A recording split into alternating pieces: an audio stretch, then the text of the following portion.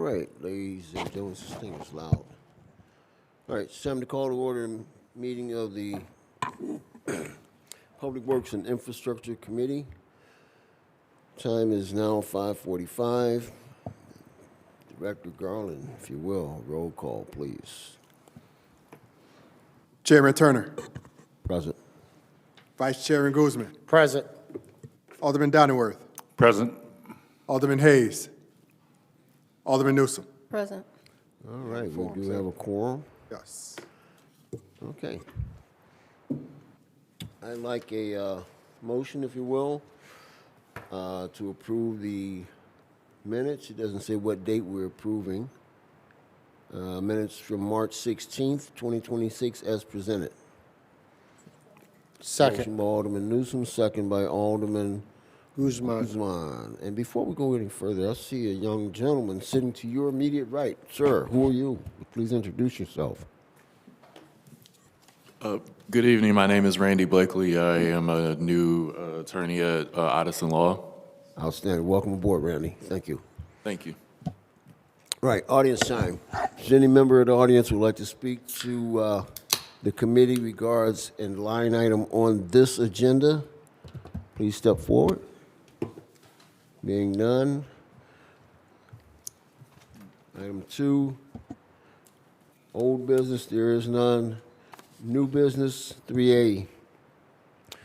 Like a motion for a resolution approving the award of the 2026 mowing contract, 6 weeks, to G&S Services of Illinois, Inc., for an amount of $19,800. So moved. Second. Motion by Alderman Newsom, second by Alderman Donnerworth. Any questions to the motion?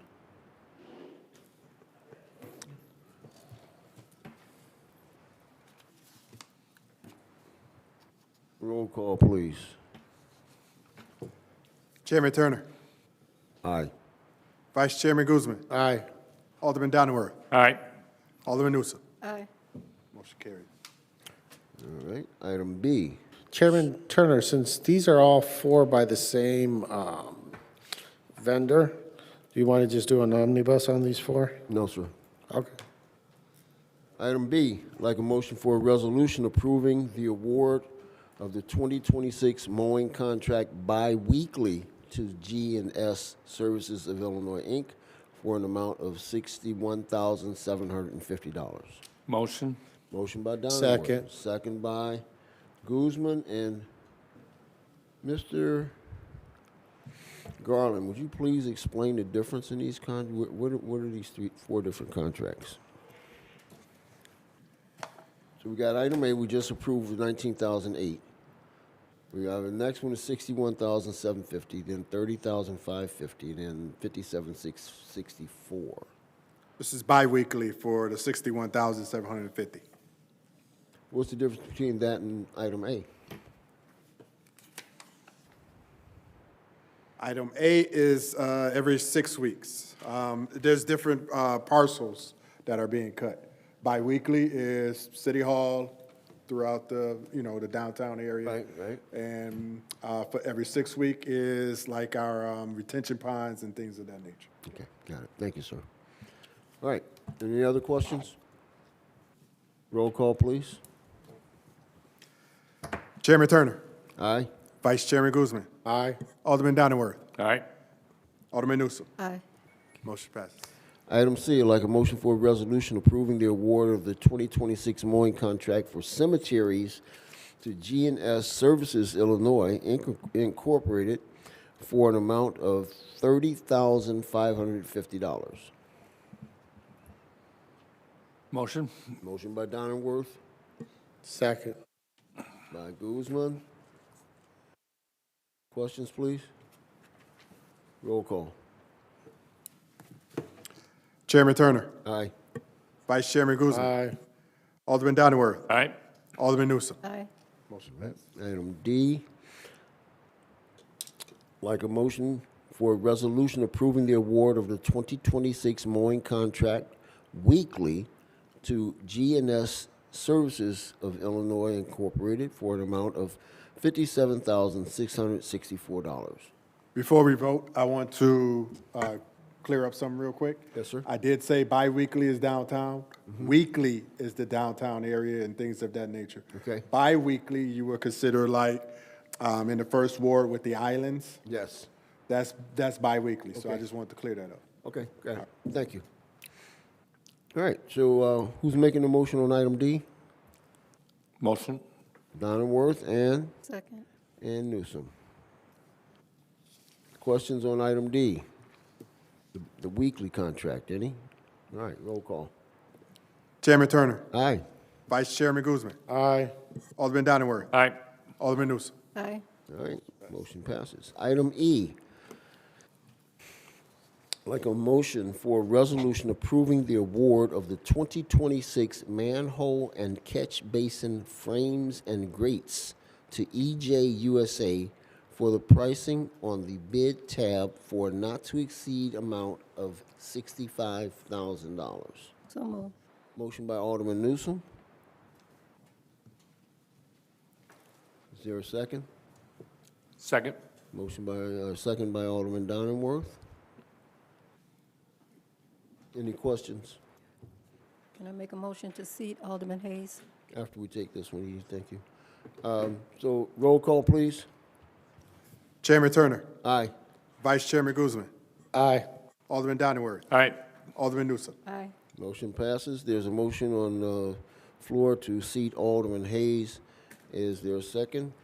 Second. Second by Alderman Guzman. All in favor? Aye. Aye. Aye. Welcome, Alderman Hayes. Item F, excuse me. I'd like a motion for a resolution approving the award of the 2026 annual commodities bid for asphalt to Peter Baker and Son for a not-to-exceed amount of $250,000. Chris, give us an explanation of this. Why do we always use Peter Baker? What do they do? What's Peter Baker all about? Just for everyone's edification. I know and you know. Basically, with this one right here, we're basically, we would go out to their plant and pick up asphalt mix to do our pothole patching, our water main repairs, plumber holes, and things of that nature. So we put the bid out there, all the companies out there, but these guys are the only ones They're that. relatively local. They're not local to Waukegan. They're local to Lake Bluff. Correct. Lake Bluff, Libertyville, down there. So, all right, and they always give us a good price, and they do Correct. great work. Yes. Okay. All right, thanks for the explanation. Are there any, can I get a motion on this one? I didn't get a motion. Motion. Motion by Alderman Guzman. Second by Second? Alderman Donenworth. And are there any other questions? All right, roll call, please. Chairman Turner, Aye.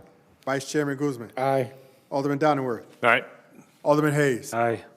Alderman Newsom. Aye. Motion passes. Item G, I'd like a motion for a resolution approving the award of the 2026 hydrant assemblies bid to EJ USA Incorporated for a not-to-exceed amount of $300,000. Chris, you got to explain this one. It's a heavy hit, $300,000. And this is for what, spares? No, this is for, you said item G, correct? Yes, sir. It's hydrant assemblies. So I want to ask, I'm going to ask Antonio. Antonio to come up. Sorry about that, buddy. Antonio.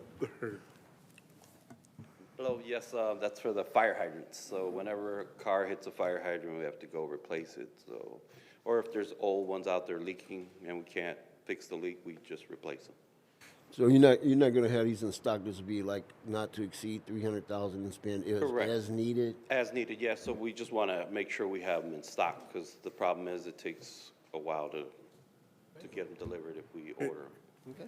And you bid, so this was bid? Yes, this and- was bid out. So the hydrants were bid and the assembly, the hydrant and the assembly both came in at the lowest bid with this company? Yep. Thank you. Before you get off of there,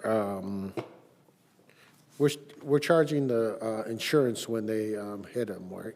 Yes, we try to get the police report, and we Okay. try to get the insurance to pay. Okay. Yep. Is it mandatory for police to send you the report right away, or they don't? No, it's not mandatory. Okay, we need to make that mandatory because this is ridiculous how people hit guardrails and police reports are there. And it happens all the time everywhere in the city, county, and state. Police reports are made up. They put down the license plates and everything like that. And then the taxpayer is stuck with the bill because nobody knows who hits them or anything, or we have to investigate. And that takes time and money. So I believe whenever there's something hit that's a city property or something like that, should be reported right away to the city, wherever it needs to be reported to in the city. Yeah, we should probably reach out to the mayor's office on that, what that process is. I'm sure that it's documented. Anytime city property is damaged, it's documented within what the process is. So you and I can get with the mayor and talk about that. And that goes for every entity, Absolutely, county yeah. And we do and have state. a risk manager, the insurance guy, right? So, right? Did you want to Joe- say something? Did you want to say something? Yeah, gentlemen, that is being done, and it goes through our risk department. So that process is being done. Okay, good, thank you. All right, any other questions? I have a question. How many, for 300,000 or 300,000 or what do we get for those hydrant assemblies? They're about 6,000 to 8,000 each fire hydrant. Oh, they are, okay. And that's the structure itself and the assembly, everything, all in one? Okay. Yep. All right. And the plan is to just keep them in stock, and then we have them, we can rotate them in as need be if Yes. there's a leak or anything? Okay, thank you. Okay. Any other questions? Roll call, please. Chairman Turner, Aye. Vice Chairman Guzman, Aye. Alderman Donnerworth, All right? Alderman Hayes. Aye. Alderman Newsom. Aye. Motion passes. All right, item I, like a motion for a resolution approving the procurement of concrete on an as-needed basis for a not-to-exceed amount of $250,000. Did I? I'm sorry, thank you. I don't know what I'd do without you, Edie. All right, correction, we move to item H. And I'd like a motion for a resolution approving the award of the 2026 water plant chemicals to multiple vendors for an anticipated amount of $350,000. I so move. All right, motion by Alderman Guzman, Second. second by Alderman Donnerworth. So, Antonio? Okay.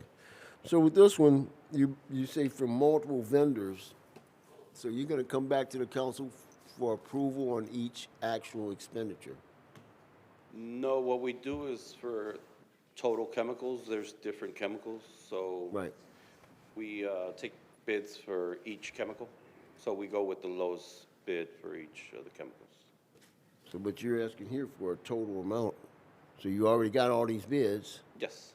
so why aren't we approving each individual bid if they're different vendors? We can't approve $350,000 for 6 different vendors, right? We have to do one vendor might be 50,000, the next is 75, et cetera. I don't, Yeah, this is how we've been bidding, because that way we could just do it all together at once with for all the chemicals, but we do get bids for each individual chemical. yeah, I'd like to see this broken out, and is this coming up on the It'll be the council? following year, it's once a year. Okay, so go why don't out. we do this? Why don't we go ahead and pass it, but I'm asking Okay. you that you break it out individually, specifically, when it comes to council for approval? Okay, Okay? sounds good, Great. yes. Thank you, sir. All right. All right, ladies and gentlemen, I hope you understood that we are going to vote on the $350,000 here in committee, and Mr. Dominguez is going to break out that spend in the, okay. All right, thank you. All right, roll call, please. Chairman Turner, Aye. Vice Chairman Guzman, Aye. Alderman Donnerworth, All right? Alderman Hayes. Aye. Alderman Newsom. Aye. Outstanding. Now, item I. Excuse me. I'd like a motion for a resolution approving the procurement of concrete on an as-needed basis for a not-to-exceed amount of $250,000. Motion by Motion. Donenworth, second by Newsom. Okay. Any questions on the motion? I have a question. Yes, sir. Different from the asphalt, what is this concrete for? Are we buying it, is it being delivered in trucks, or is this pallets of concrete that we mix ourselves and put down? We're buying it to where a truck will come to our job site, and we'll use it for curbs, sidewalks, or driveways from water main repairs, plumber holes, and things of that nature. Okay. We're approving this in advance for work that we anticipate coming up, right? Correct. Okay. All right. Any other questions? All right, roll call, please. Chairman Turner. Aye. Vice Chairman Guzman. Aye. Alderman Donenworth. All right? Alderman Hayes. Aye. Alderman Newsom. Aye. Item J, I'd like a motion for a resolution approving a 4-year contract with Deegan and Associates, PLLC, for the lakefront environmental operation and maintenance services for the containment cells at the former OMC site and Waukegan Harbor Slip 3 site for the pricing of $54,956 for the year 2026-2027, $44,936 for years 2027 through 2028, $44,936 for years 2028 through 2029, and $54,956 for years 2029 to 2030. Is there a motion? So moved. Motion by Alderman Newsom. Second by Alderman Guzman. And questions? I have a question. Yes, I sir. didn't Mr. quite Hayes. see this in the supporting documents. What exactly is Deegan and Associates doing in each of these years? Because it just says environmental operation and maintenance services. So what does that look like? So down at the lakefront, we have in different parts of the lake our contaminated cells. And so they go in, they check them, checks the levels, and there's like devices that's inside of them, make sure that they're working and doing what they're supposed to do. And just make sure the site is how it's supposed to be and things of that nature. Are they doing any sort of remediation work, or they're just monitoring the contamination? Monitoring, yes. All right. So just, in effect, making sure it's still contaminated? Correct. Okay. Is this a requirement from the Illinois EPA? Yes. It is, okay. Okay, thank you. Any other questions? All right, roll call, please. Chairman Turner. Aye. Vice Chairman Guzman. Aye. Alderman Donenworth. All right. Alderman Hayes. Aye. Alderman Newsom. Aye. Motion passes. Thank you. Item K, I'd like a motion for a resolution approving a 1-year renewal for the uniform contract with Centas for a not-to-exceed amount of $86,000. This Centas provides not just our uniforms, other than police and fire, but also our like our carpet service, the rugs that we have laying about. So, all right. So, if there's a motion, I would like to know who's going to make it. Motion. Alderman Donenworth and Second. Alderman Newsom. All right. Are there any questions on this? Roll call, please. Chairman Turner. Aye. Vice Chairman Guzman. Aye. Alderman Donenworth. All right. Alderman Hayes. Aye. Alderman Newsom. Aye. All right. Item L. Resolution, I'd like a motion for a resolution approving preliminary engineering services from Baxter and Woodman for the Forest Hill,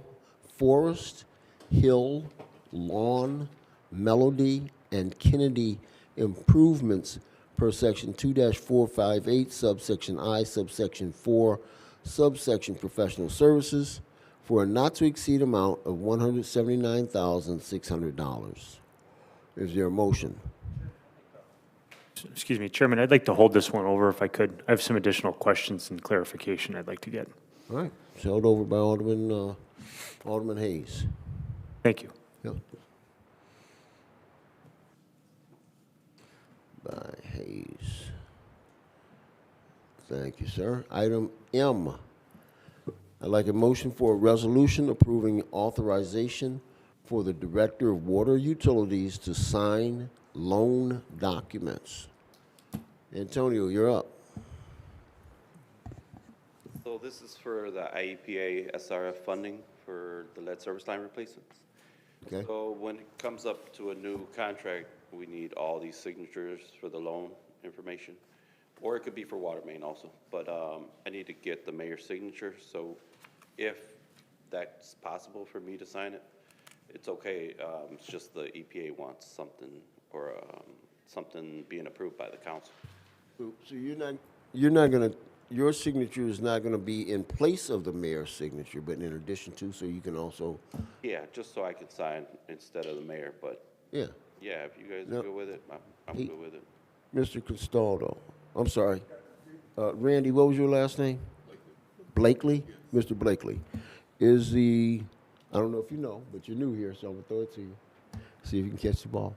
So is Mr. Antonio Dominguez, who is our Director of Public Works, or Director of the Water Plant, is he an officer of the city? Can he sign documents like that? We are authorized. That's why, They would like, on file, they would like to have some documentation that he is authorized. Thank you very much. All right. Thank you, sir. All right. You're welcome, sir. Thank you, Mr. Castaldo. Okay, Antonio, thank you so And much. it'll only be for loan applications, with no contracts or Oh, I the see. funding. It's just for loans that we went out for. Got it. Thank you, sir. Okay. Any other questions? Didn't get a motion yet, so I'll take that motion now. So motion, Motion by Alderman Newsom. second. And second by Alderman Guzman. Okay, thank you both. All right, no questions, then roll call, please. Chairman Turner, Aye. Vice Chairman Guzman, Aye. Alderman Donnerworth, All right. Alderman Hayes, Aye. Alderman Newsom. aye. Motion passes.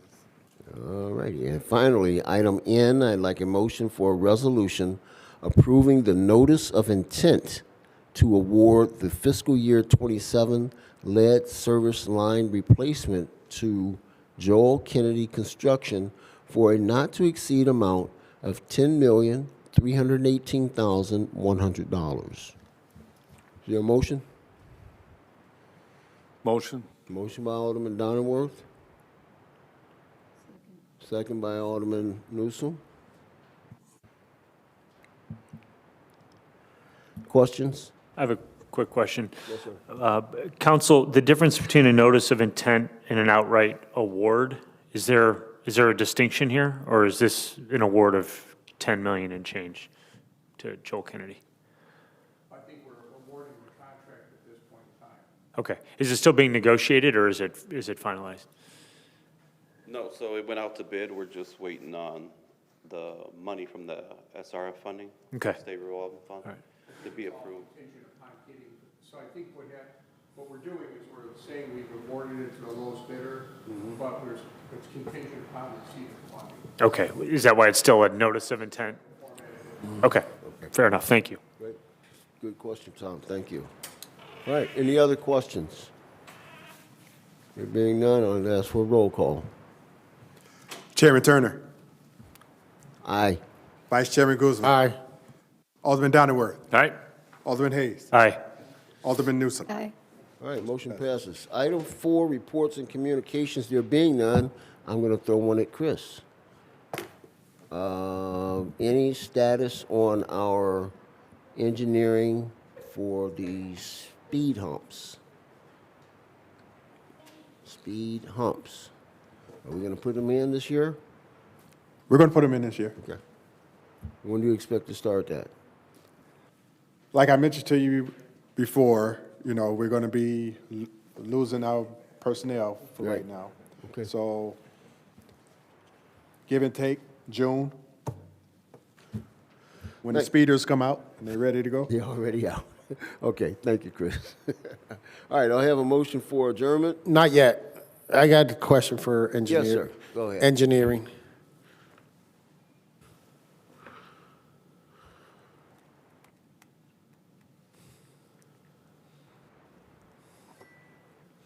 Willow Road.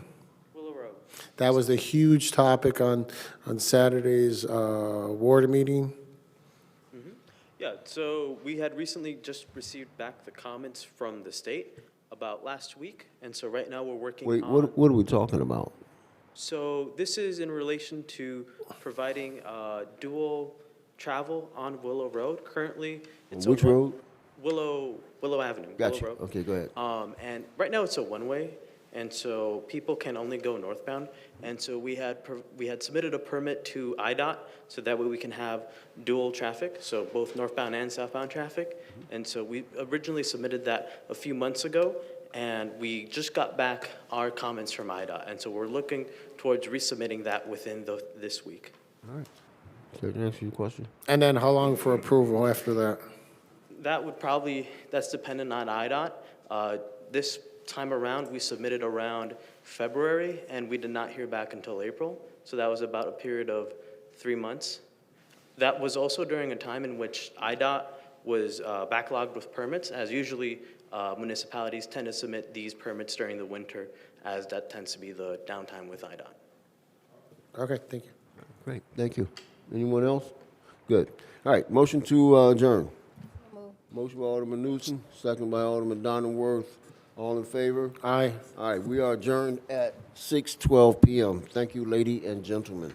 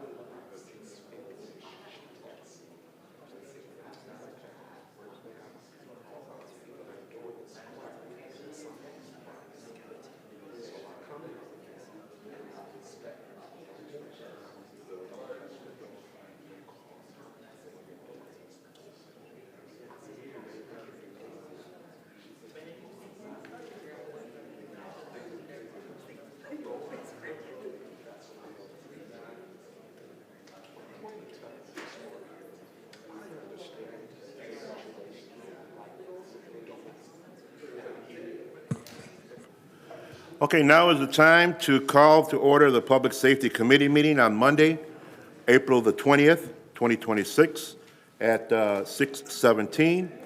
Can I get a roll call, please?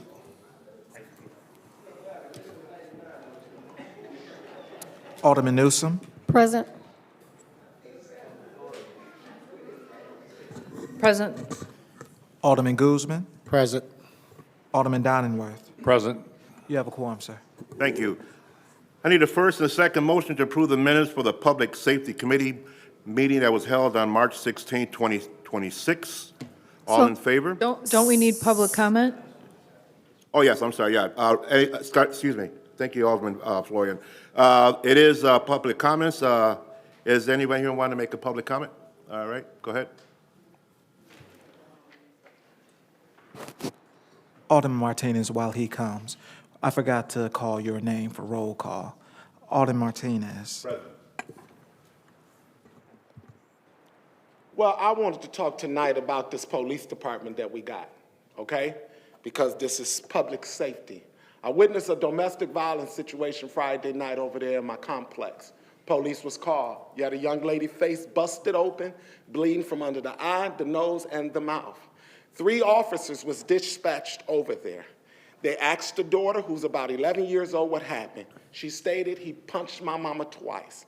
They then asked me what happened. I stated that I witnessed him punch her once when I came out my door, okay? One of the officers said to me, I was just here 3 days ago, and I arrested this guy, but they let him out for the same situation.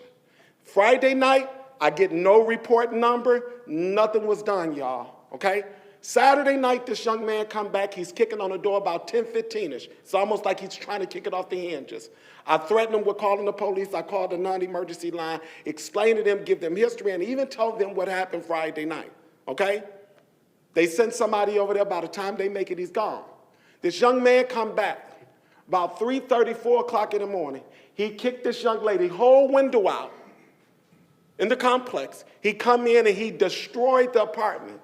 Why am I talking about this tonight? The police told me that they couldn't do anything because they had no victim.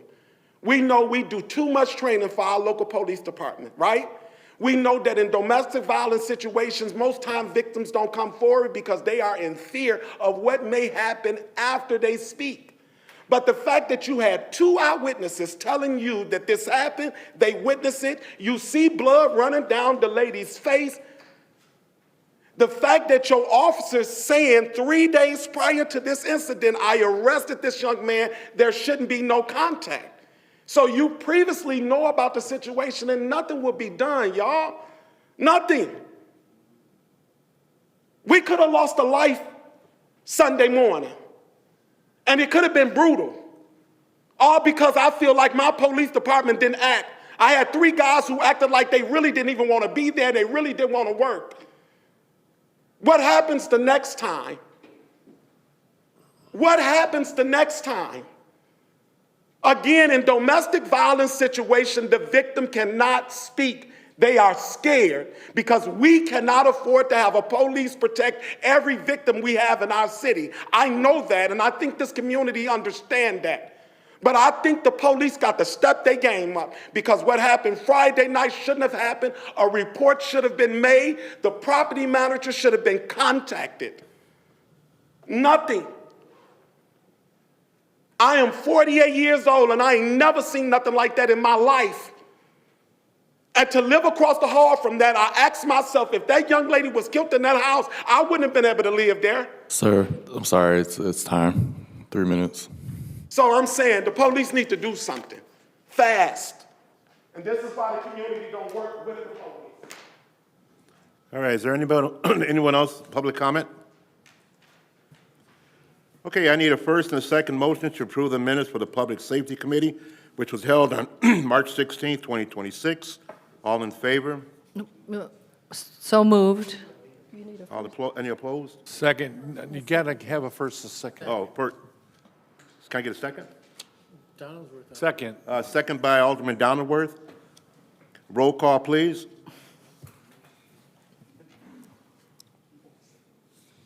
Alderman Newsom. Aye. Alderman Florian. Aye.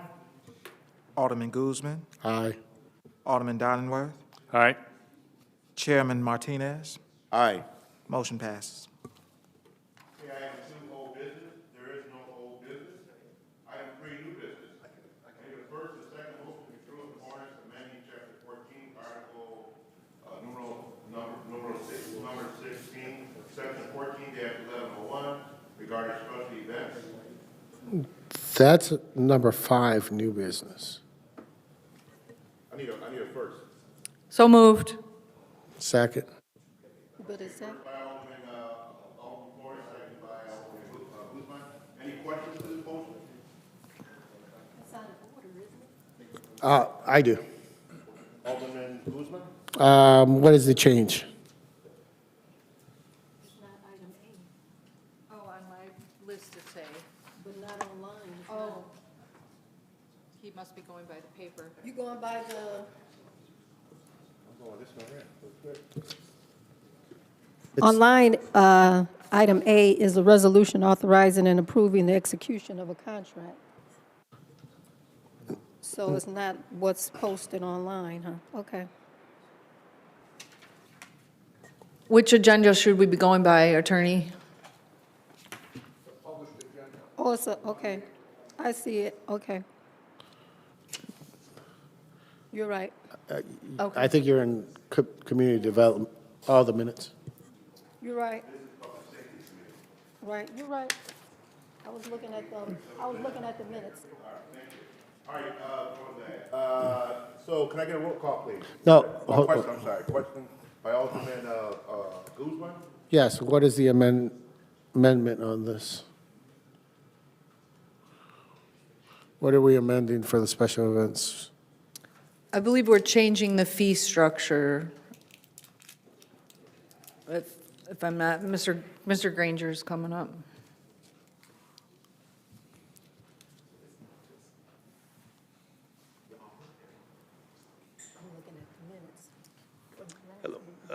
There were 26 different fee structures for special events, and we've reduced it to 2. There was like different amounts if you had your application in 30 days or less, 30 to 45, 45 to 60, 60 to 90, more than 90. And So we don't, yeah, in the past, they've you said. you made it more simple. Yeah, it takes about 2 to 5 days, depending on how complex the event is. So we we didn't penalize people if they didn't put it in 60 days or more. Thank you. Okay, can I get a roll call, please?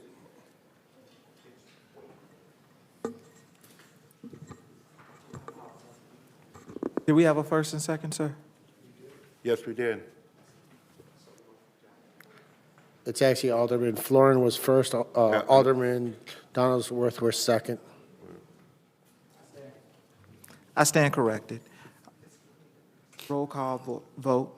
Alderman Newsom. Aye. Alderman Florian. Aye. Alderman Guzman. Aye. Alderman Donilworth. All right. Chair Martinez. Aye. Motion carries.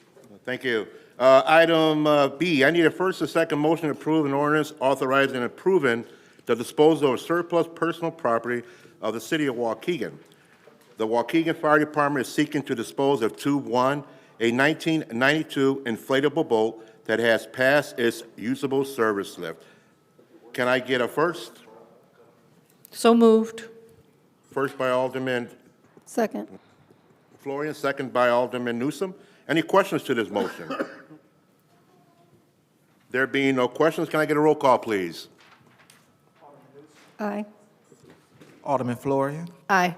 Alderman Guzman, Aye. Alderman Downingworth, Aye. Chair Martinez. Aye. Motion carries. Okay, item C. I need a first and a second motion to approve the resolution authorizing and approving the execution of a contract by and between the City of Waukegan and Curry Commercial Center for purchase of a 2026 Ford Explorer utility, all AWB, based at a cost of $46,171. The Waukegan Fire Department is seeking spending authority for the purchase of a 2026 Ford Explorer utility all-wheel drive base at Curry Motors is the bid holder. The item cost is $46,171 and will be funded by GL Code 301-13072-630. Can I get a first, please? First. First by Alderman Donaldsworth. Can I get a second? Second. Second by Alderman Florian. Any questions to the motion? I have a question. Yes. Since this is so close to the end of the budget year, is this going to be from the 2026 budget or Yes, ma'am. 2025? It's in our 2026 budget. Okay. And this is a new vehicle, not used, even though it's 2026? Correct. Because this time of year, they're already starting to come out with the Correct. 27s. Yes, ma'am. And how much is it going to cost us to deck it out? Which will be in next year's budget, under $10,000. Okay. Or are we replacing a vehicle we have? A 2015 Ford Explorer with 130,000 miles on it. Whoa. Okay. All right, thank you. All right, thank you. Can I get a roll call, please? Aye. Aye. He stepped out. Aye. Aye. Thank you. Reports and communications. We do have a presentation of Traffic Vest Safety Program. Commander Valco, please.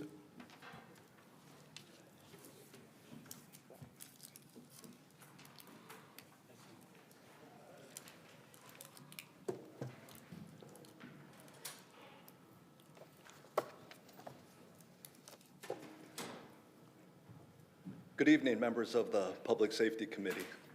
Thank you very much for having me. I won't take too much of your time. Just give me a few minutes and I'll walk through this presentation and read off some slides.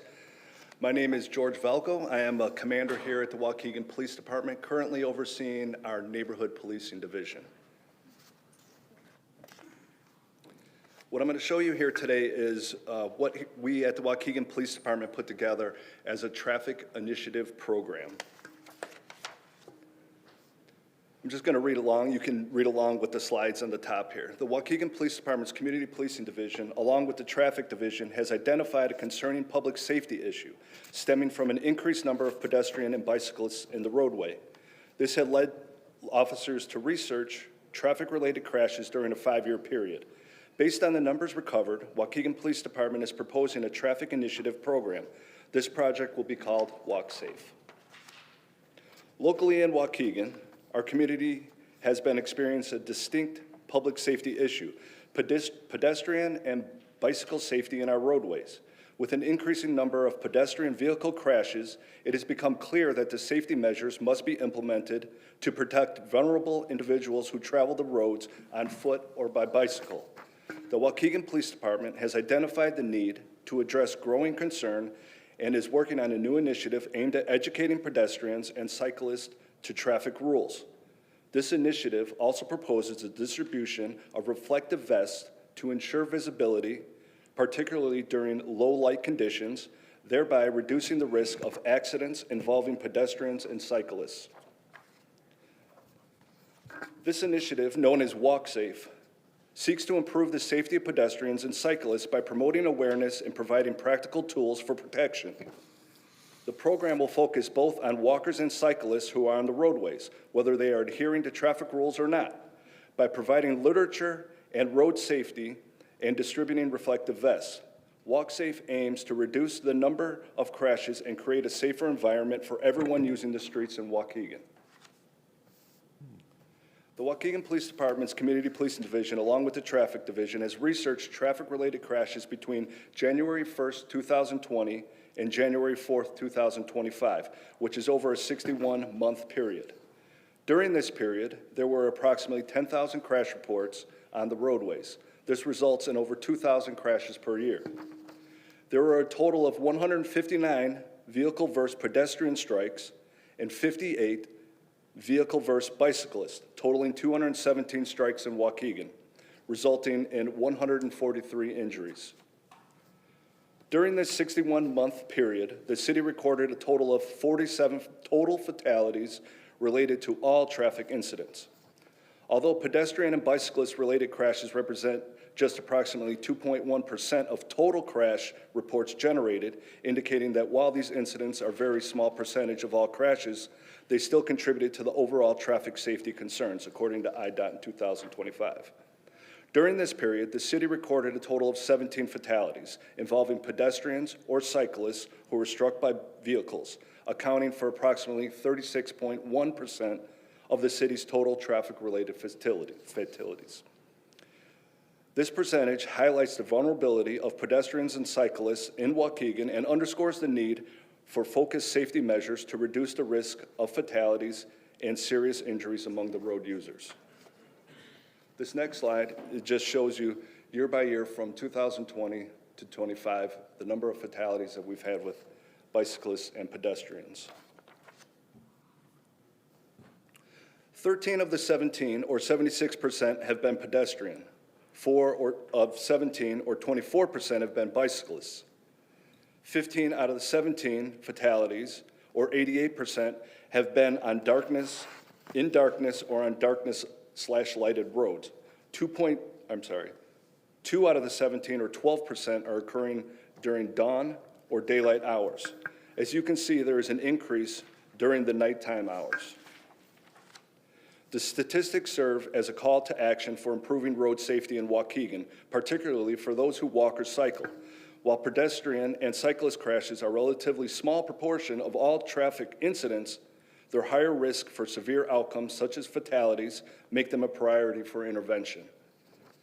The proposed safety initiative, aimed at increasing visibility and providing education on road rules, is crucial in addressing the issue and reducing the number of pedestrian and cyclist fatalities in the future. We believe that this can be accomplished with the Waukegan Police Department's traffic initiative program, WalkSafe. Next slide, please. So this is what we've come up with at the Waukegan Police Department with the Community Policing Division, Traffic Division, and help with our friends from the PR department. This will be a tri-fold informational packet, a pamphlet, rather. I have examples here for each and every one of you. It will be offered in English and in Spanish. We'll come here with rules of the road, safety tips, examples of what and what not to do, just to try to keep our citizens safe who choose to bicycle and walk on our roadway.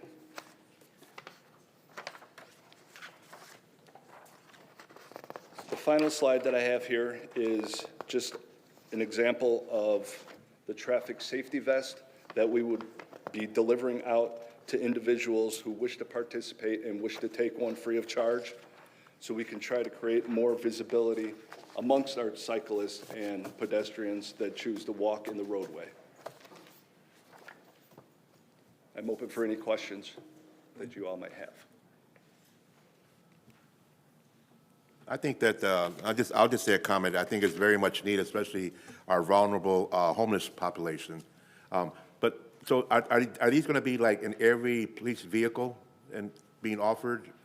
Yes, sir. That is the plan. We'd like to push these out as soon as possible, give them to our officers during their lineup, their shift call and lineup, a stack of them. They can keep them in their squad cars, so during their travels, out on a call, or if they just encounter a pedestrian on the roadway or a citizen on the roadway, they have them on hand in their police vehicle to go ahead and give them if they choose to take one. And is there any other municipalities that you know of that are also participating, doing the same thing in Lake County, or? There is not that I know of, sir. This is kind of, I drew it up through, years ago, there was, here in Illinois, the governor made a Start Seeing Motorcycles campaign with bumper stickers, billboards, and things like that, and I tried to direct it off of that. Just So we would be the first, so we definitely raising that bar. Hopefully it'll be very successful. That So, may be the case. thank you, and great presentation, by the way. Any other questions? Okay, so with that being said, we also have another presentation by Commander Bradfield. He will be talking about the social media marketplace safety presentation. Thank you.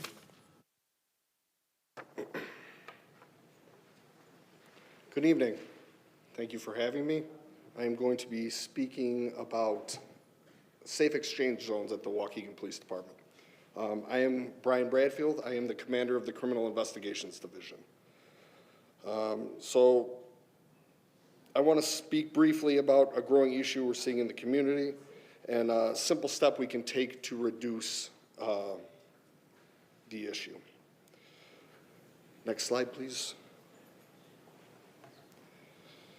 Online marketplaces such as Facebook Marketplace, Craigslist, OfferUp have become a very common way for residents to buy and sell goods.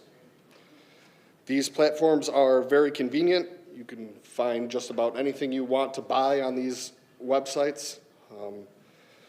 The problem with them is that they create opportunities for fraud, theft, and robbery. Next slide, please. Marketplace transactions account for approximately 2 to 6% of retail sales, all retail sales. So that includes the internet, local businesses, and while this makes up a very small percentage of all retail sales, if you can go to the next slide, please. When you look at the overall data, these types of transactions disproportionately have a higher risk of victimization. They involve in-person exchanges between strangers, often with cash involved, and with limited accountability for the parties involved. Usually you go on a website, you could have a fake name, just a phone number, just an email address, and those all can be fake, so there's very limited accountability through the websites. This combination, unfortunately, is something that people can exploit. From an investigative standpoint, these cases can be challenging. Depending on the location, if you meet at your house, you may not have video, you may not know who the person is, you may not get a description of the person. These can be very complex and time-intensive. They often require legal processes like subpoenas and search warrants through multiple companies to actually identify someone. And it also involves coordination with multiple companies, which not all companies are always forthcoming with information, and they take a long time, depending on how large the company is, to respond to us. This makes, even with strong investigative efforts, these cases can be difficult to resolve. Because of that, enforcement alone is not the most effective solution. Next slide, please. The most effective strategy is prevention. I like this quote. Chief Pazer might like this quote as well. It was originally coined by Ben Franklin for the fire service. An ounce of prevention is worth a pound of cure. So the prevention is easier than the cure. Next slide, please. The Waukegan Police Department has already established safe zones at the police department. We have them in the north parking lot of the police department and the lobby. They are available 24 hours a day. They are well-lit and monitored 24 hours by video. It also has the convenience of having the police right there for you, should the need arise. These safety zones reduce the risk associated with in-person transactions. So if you don't feel comfortable meeting that person, you can come to the police department for a safe exchange. These are the new signs that we have recently purchased. They will be put up in our exchange areas in the north lot as you come into the parking lot, as well as the front desk outside on the facade of the building.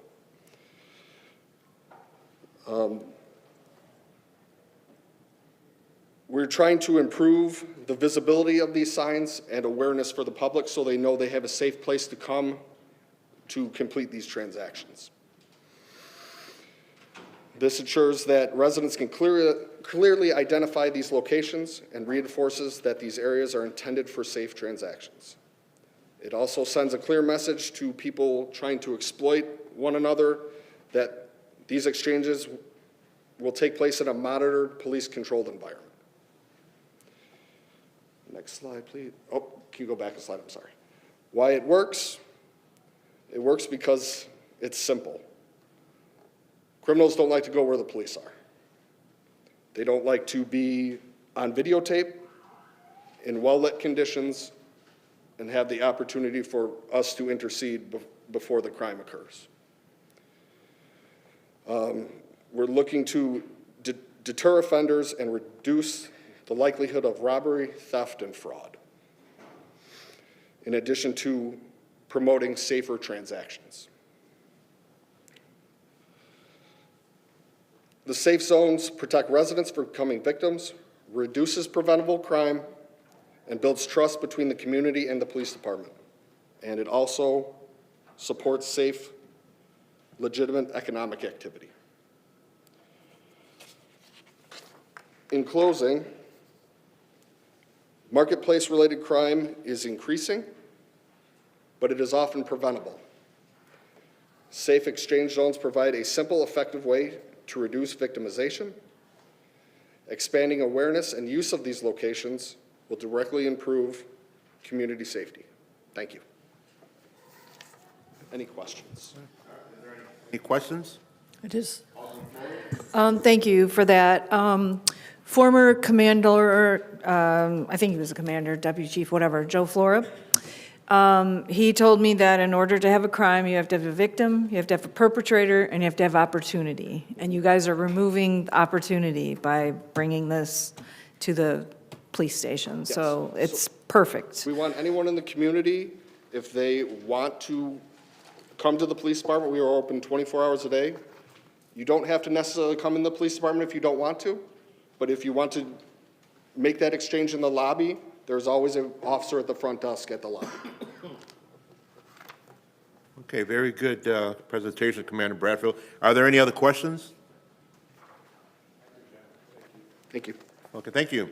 All right, adjournment. I need a first and a second motion to adjourn at 6:45. So moved. First by Alderman Florian, second by Alderman Guzman. All in favor? Aye. Any opposed? Thank you.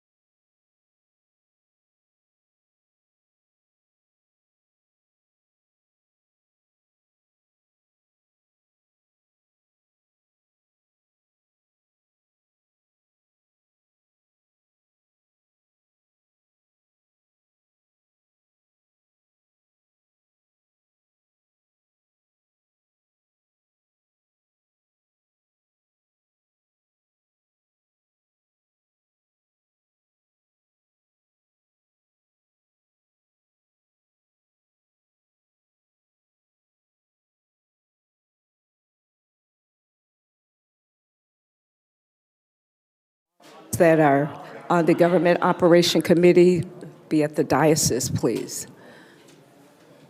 Looking for Alderman Martinez. There you are. Okay, it is 6:49 p.m. on April 20th, 2026. Calling to order the Government Operation Oversight Committee meeting.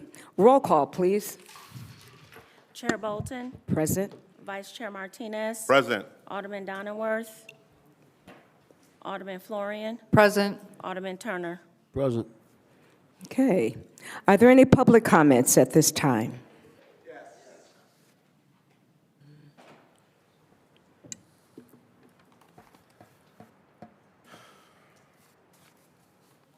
Good evening, it's me again. I just want to know, when we say rebuild Waukegan, what do that look like, y'all? I want somebody to understand me, because every time I come into these meetings, yet again, another liquor license. How many of y'all actually have alcohol drinkers in y'all family? How is it affecting your family, your household, your community? Because when I look around, I could come out of school and take 3 steps, liquor. And what we make it a difference because it's a restaurant where you can sit down?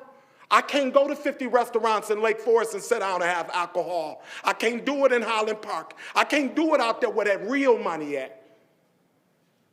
But again, you could come to Waukegan and you could do whatever you want to do. Waukegan okay with it. Any money is good money. Despite that this alcohol is the #1 killer in our community, in the world.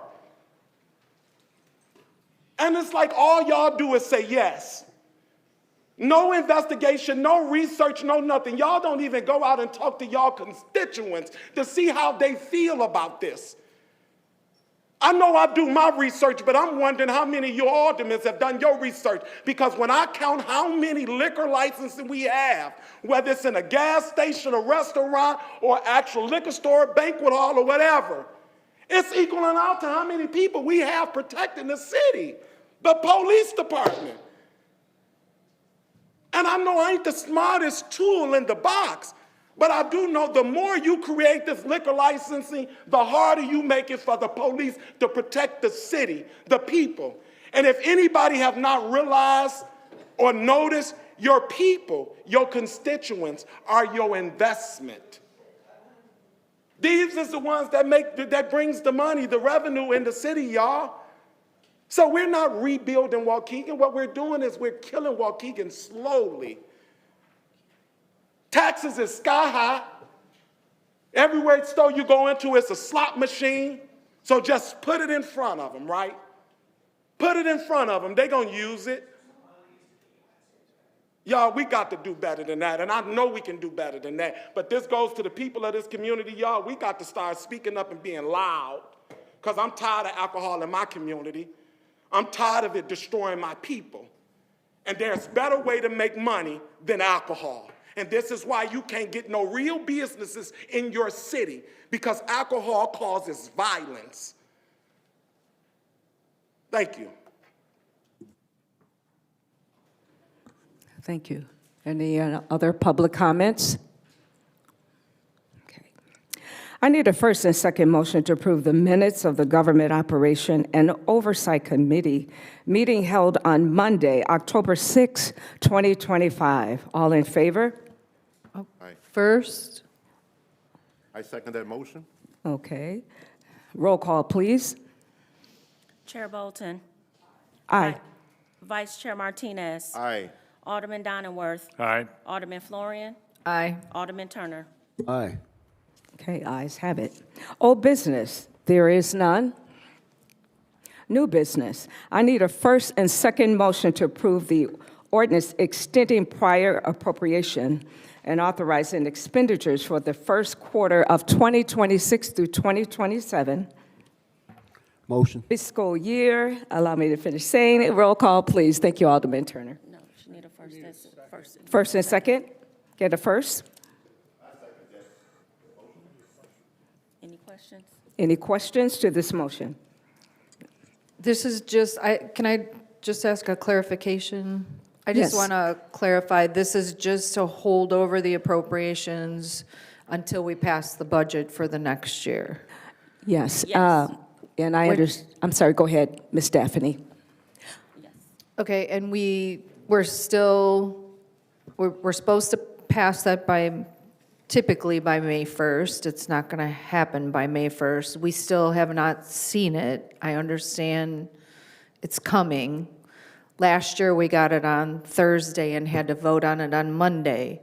So I've asked that not happen this year. It's about 300 pages, just so you all know. And I go over every page, and so I don't have enough time, sometimes in 4 days, to go over it. So I'm looking forward to seeing it soon.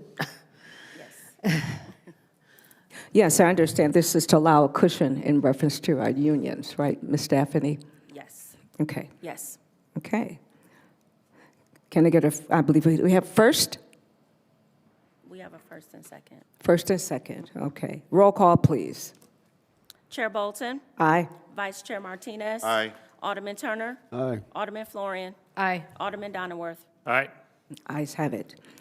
I need a first and second motion to approve a resolution approving the renewal of the insurance package and proposed by Alliance Insurance Service Company for a need to extend the amount of $4,668,679. Any questions to this motion?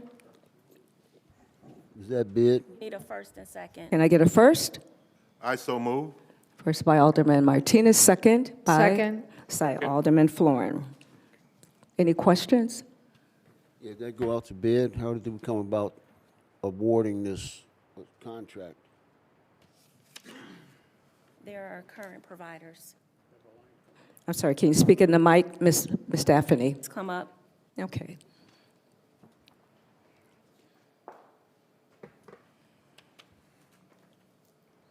Introduce yourselves. Good evening. My name's Valerie Lewis from Alliant Insurance. And my name's Dane Mall with Alliant Insurance. Thanks for coming.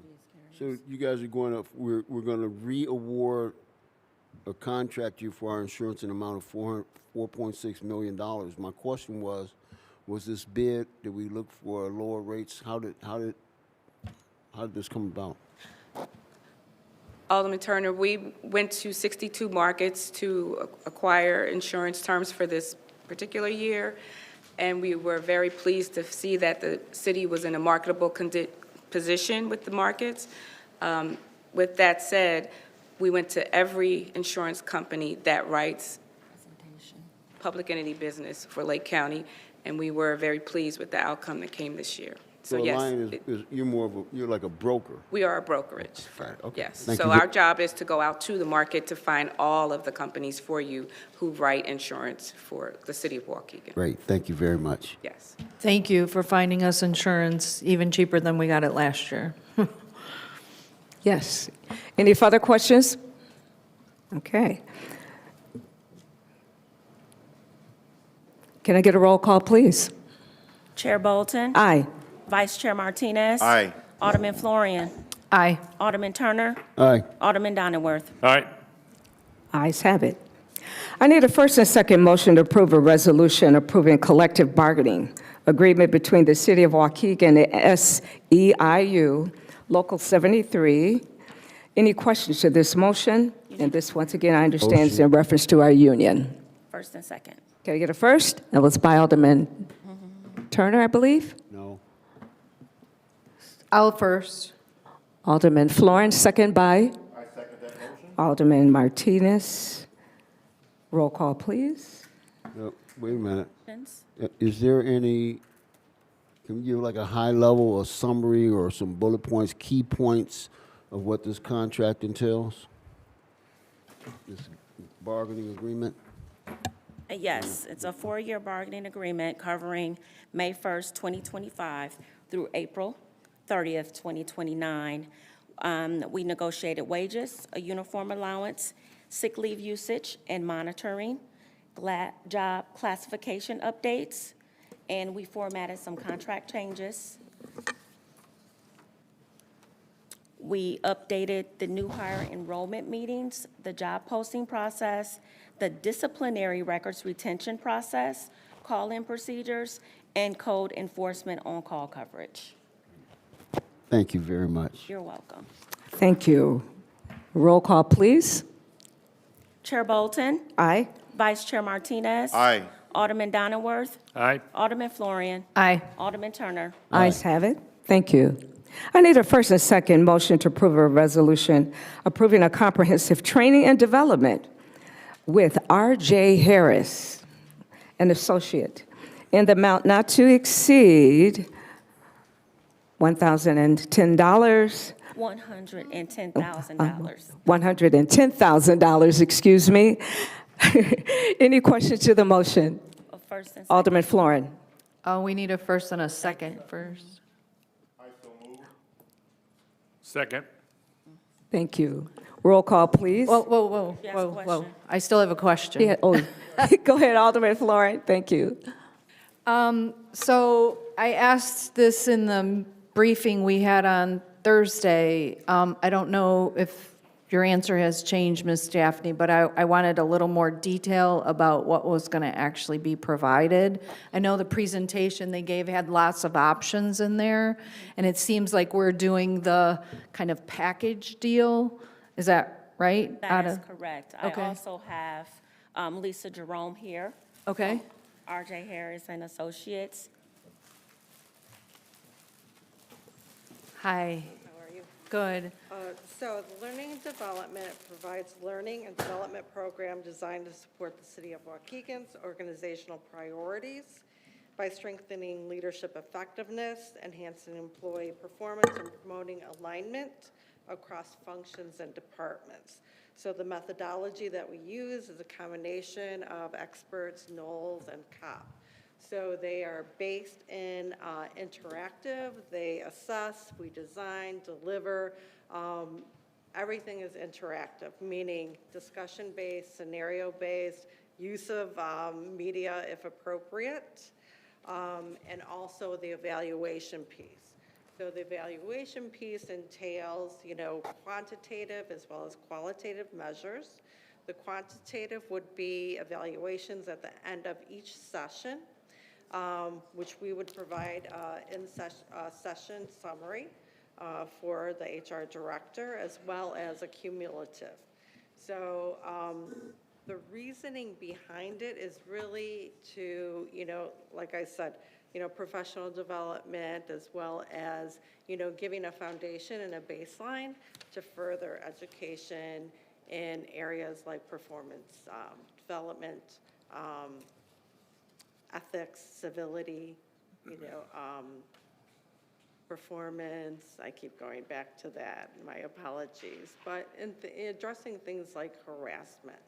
So the overall, emphasis would be towards, addressing and lowering risk within the city. Okay. Interacting not only with each other as colleagues, but also in how, employees as civil servants interact with the community.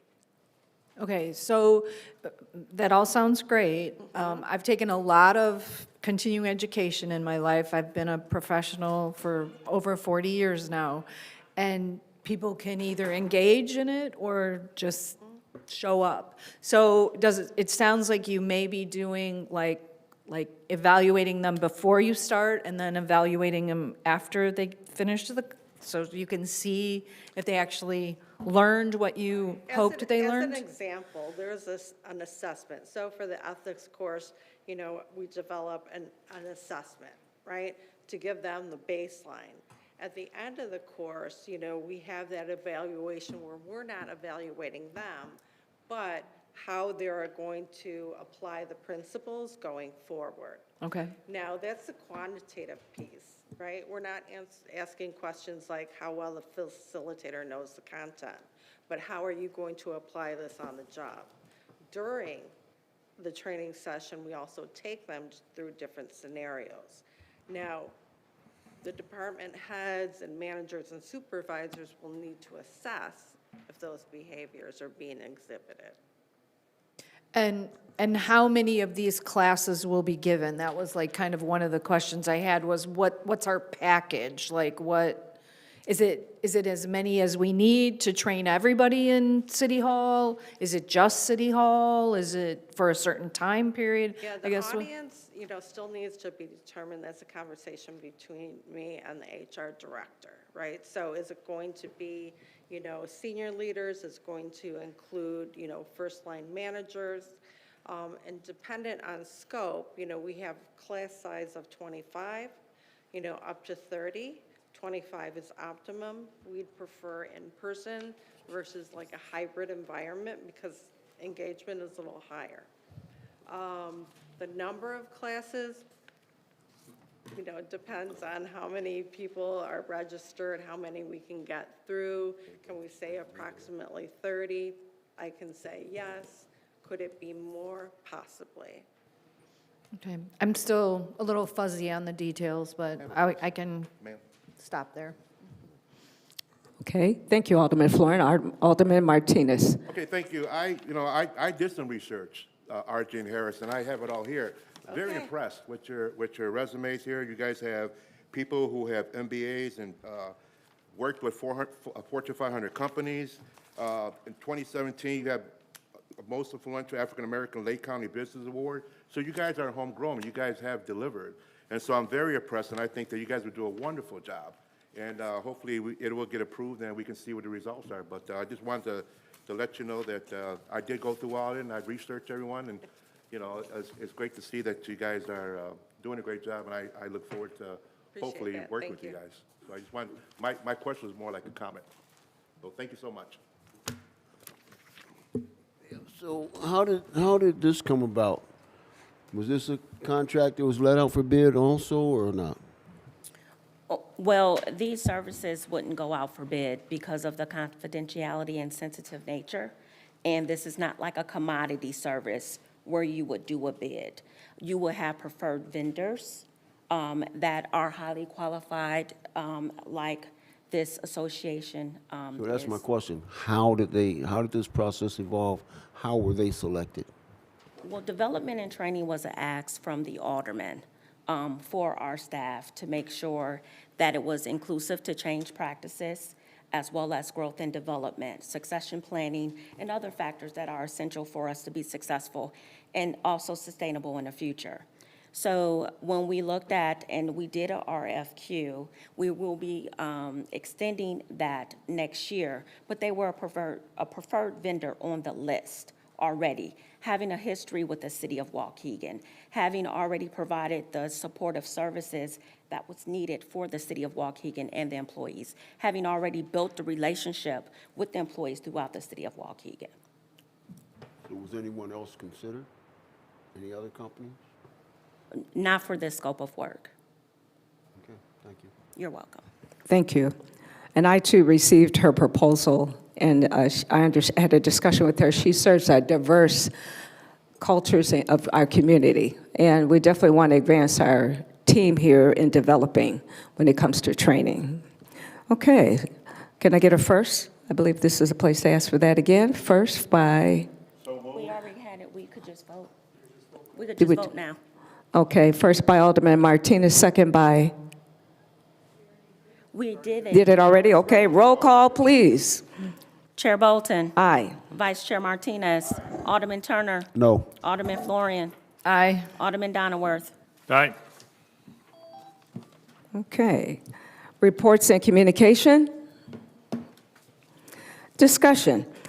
Okay, I would like to request that the council consider the possibility of implementing a temporary moratorium on the issuance of new liquor licenses.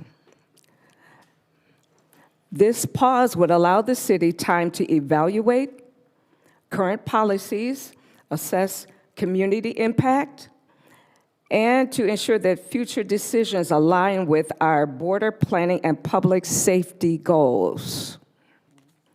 Earlier, I had a conversation with Alderman Martinez, who in his role as vice chair has additional insight and perspective that he would like to share. Alderman Martinez. Yes, I'd like to raise a motion to propose a one-year moratorium on any new liquor license with the exception to restaurants in response to the concerns and issues surrounding our liquor license and our current situation in our city. So, a one-year moratorium.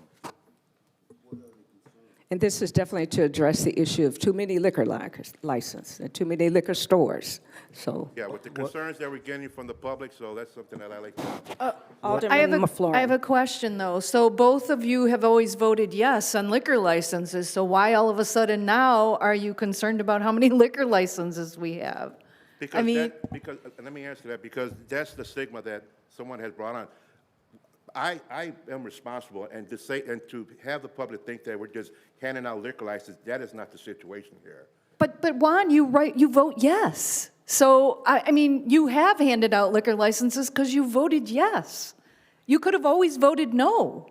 And you as well, Sylvia, you vote yes as well. So I'm confused why all of a sudden now, not that I'm defending liquor licenses, don't get me wrong, because I think we have way too many liquor stores, gas stations that aren't really gas stations, but are liquor stores that sell gas. I'm not defending liquor license, but I'm just confused that this is coming from the two of you when I bet if I looked, you've probably voted yes on every liquor license that's come before you in the last year. okay, I have not voted yes on every liquor license. However, yes, there's some I supported, but yes, now it's time for a change. The response to our constituent. Alderman Felix? Thank you. I'm not in this committee, but thank you for letting me speak. If we bring something to the council and it's positive, I don't think we should be saying, well, why now?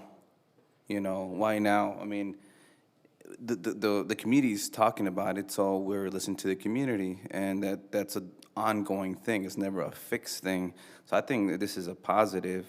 And all the other liquor licenses that have been approved, I've voted yes on a lot of them, but I've also, at least myself, have been in communication with them to make sure they open up and whatnot, just like you have with one of, so some businesses in your area.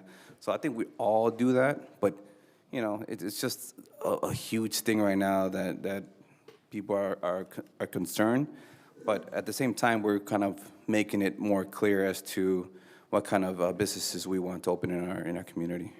Okay, Alderman Florin, and then Alderman Martinez. So I'd like to speak too at some point. Alderman Turner after Martinez. So the other problem I see with this is one of the other things we get beat up about up here is we are always making exceptions for things. So now if we pass this one-year moratorium, someone's going to come from, say, the 2nd Ward or the 4th Ward or the 7th Ward wanting to open a liquor establishment, and that alderman's going to say, oh, but this shouldn't apply to my guy. I know my guy. I know he's good, right, Alderman Turner? I see you laughing even from back here.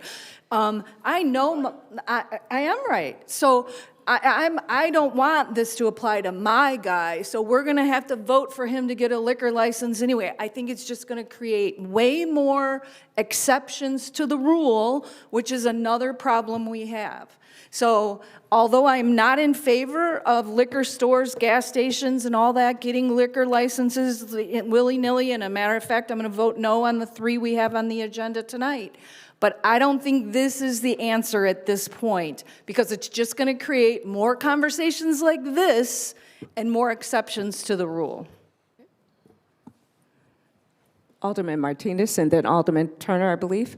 I just like to say it's very transparent what we're trying to do here. It's a one-year moratorium on any liquors except restaurants. Every one that I voted on, I researched them, and these are established places in my community. Just to assume that we're just handing out liquor licenses is totally wrong. So it's just a one-year moratorium, and I would think that you would embrace that instead of being against that. I don't understand your decision on this. You're creating a problem that's not even here yet. Or, I don't understand what your philosophy on this thing is. If we want to do a moratorium for 1 year, you should be embracing that. Of all people, I thought you would. But it seems that you have a different agenda on your mind, which is kind of confusing. So it's very transparent what we're trying to do here. There is no smoking gun. There is no gunman in the grassy knoll. We're simply trying to change something to see how it goes. Let's embrace that, and before we start criticizing and pointing fingers, let's embrace and see what happens. Before we don't even know what's going to happen, you know. But I'm kind of like taken back there. You're totally against it. I thought you would embrace that, but I guess not. So I kind of question where your intentions really are, Alderman Florian. Thank you. Alderman Turner. Yeah, firstly, Madam Chair, I'm on this committee, and you allow Mr. Felix, who is not on this committee, to speak before me. I don't appreciate that. I don't think you should be letting members who are not on the committee speak in the first place. But if you are, committee members should get preference. Alderman Martinez, I still don't understand why. What is the necessity of this? Or do you have statistics that say more people are getting drunk or more accidents? Or what's driving this? And I'm going to tell you something, folks. I'm an alcoholic, but I haven't had a drink since October 7th, 1992. And I drive past the same liquor stores you do. I go into the same stores, the same restaurants. It's not causing me to drink. But the fact of the matter is, if I want to drink, I'm grown, and I can make that decision. And anybody that goes in to buy a legal product sold to adults, I don't understand why. And I'm asking the question, so help me understand. Why would you want to not allow a certain segment of business? We don't have, what do they call it, Mike? When they didn't sell liquor in the United States. What was it?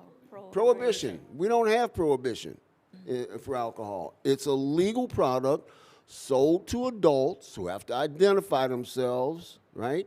So, and again, I don't understand, what is the, nobody has articulated the problem, a problem, other than, in somebody's opinion, we have too many liquor stores. We sell too much. Well, we are not selling liquor. You have people engaged in legal commerce amongst adults, and and that's the thing about, you know, competition, right? So you got 50 liquor stores, and they're competing for business, so the price is lower. So there's only a small pool of people who drink. And just because you have more places where you can buy a product does not mean that you're selling more product. So that's my point. Thank you, Alderman Turner. So once again, this is just a discussion. For time reasons, let's now move on. Adjournment. I need a first and a second adjournment. So move. Alderman Martinez, second by? Alderman Turner. Alderman Turner. Ayes have it. All in favor? Aye. Meeting is ending at 7:17 p.m. Thank you.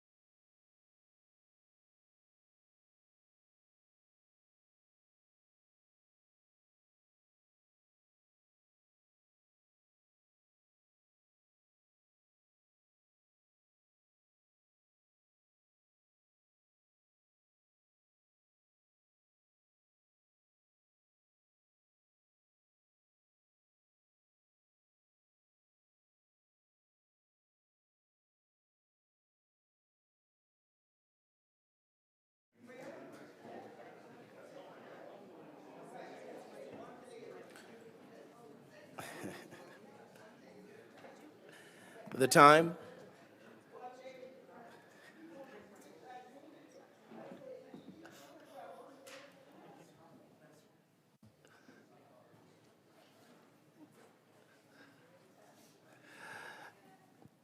The time has come for the Waukegan City Council meeting. The time we're starting will be 7:24, not the scheduled 7 o'clock, April 20th, 2026. Roll call, please. Alderman Newsome. Present. Alderman Turner. Alderman Donnerworth. Present. Alderman Florian. Present. Alderman Hayes. Present. Alderman Bolton. Present. Alderman Guzman. Alderman Martinez. Present. Alderman Felix. Present. Mayor Cunningham. Present. You have a quorum, sir. Quorum. Item B, invocation by Pastor Tiffany Peppers of Jesus' Name Apostolic Church. All rise, please. Greetings to you all again. Dear God, we want to thank you for this great city and for the officials that you have ordained to govern together. We want to remain mindful that all authority ultimately rests in your hands. And so we pray that each leader is endowed with wisdom beyond their understanding, the kind that perceives not just what is expedient, but what is right. Help to give us all ears that truly hear, especially hear those that we serve. Where there are differences of opinion, let there be honest and respectful dialogue. Where there are difficult decisions, let there be courage. And where compromise is needed, let it be in service of the people and the common good. We ask for your protection over this community, over the families, over the neighborhoods, over the workers, and over all of its children. We pray for a sense of purpose to walk out our calling that is meant to serve the people of our community, knowing that to serve this city in its own way is a sacred calling. In Jesus' name we pray, amen. Amen. Leading us in the pledge will be led by Cadet Corporal Fidel Antonio Rahil of Waukegan High School Junior ROTC program. I pledge allegiance to the flag of the United States of America and to the republic for which it stands, one nation, under God, indivisible, with liberty and justice for all.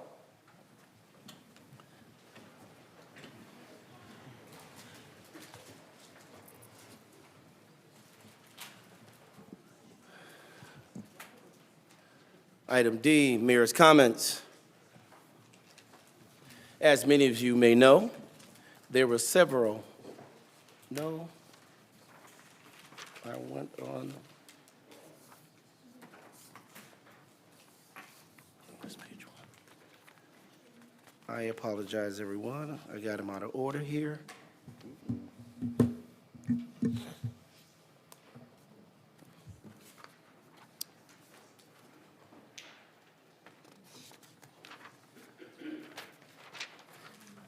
There it is. As many as you may know, there were several burglaries to local businesses in the Waukegan area this past few weeks. There is no doubt that local businesses are the backbone of the city of Waukegan. And when they are targeted by vandalism, it is a blow to our entire community.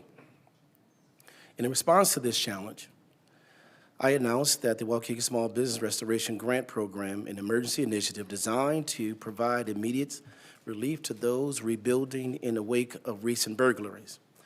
Through this program, the impacted businesses can receive up to $1,000 in direct assistance to cover the cost of repairing windows, doors, locks, and cash registers, allowing them to restore their storefronts and return to operations as quickly as possible.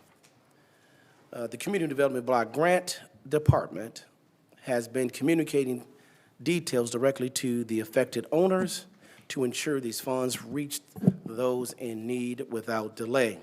Furthermore, I want to be clear, the Waukegan Police Department is working tirelessly pursuing every lead to identify and apprehend individuals responsible for these acts.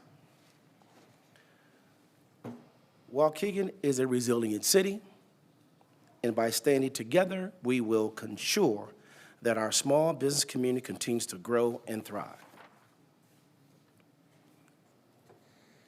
Next, I would like to honor someone very, very special to this city. Madam Clerk, could you please read the special recognition as I step down to the floor? Absolutely, Mayor. I would like to invite Queen Esther Young, her family, and Pastor Eugene Robeson, to join Mayor Cunningham at the front of the room. Queen Esther Young, known lovingly as Mother Young, celebrated her 99th birthday on Thursday, April 16th.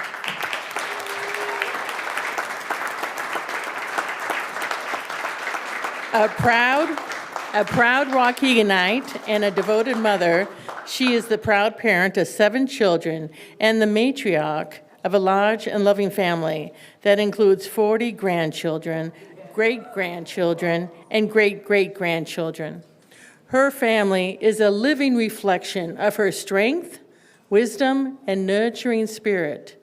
At the age of 24, Mother Young joined First Corinthian Missionary Baptist Church, where she has remained a faithful and active member for 75 years. Mother Young also dedicated over 2 decades of service to Abbott Laboratories, retiring in 1989 after 22 years of hard work and commitment. Today, she is one of 3 surviving siblings, and at 99 years young, she is the eldest. Her sisters, ages 96 and 94, continue to share in the strength and longevity that runs in their family, a legacy rooted in their mother who lived to the age of 101. Mother Young represents the strength, wisdom, and history that makes Waukegan so special. Her life is a living timeline of resilience and progress. She was born before the end of World War I, lived through the Great Depression, and witnessed the profound changes of the civil rights movement. She has seen the rise of television, the first man land on the moon, and the evolution of technology from rotary phones to smartphones. Through it all, she has remained rooted in faith, family, and community. Tonight, the City of Waukegan is proud to honor Mother Young with a special recognition in celebration of her incredible journey that she continues to share with Waukegan.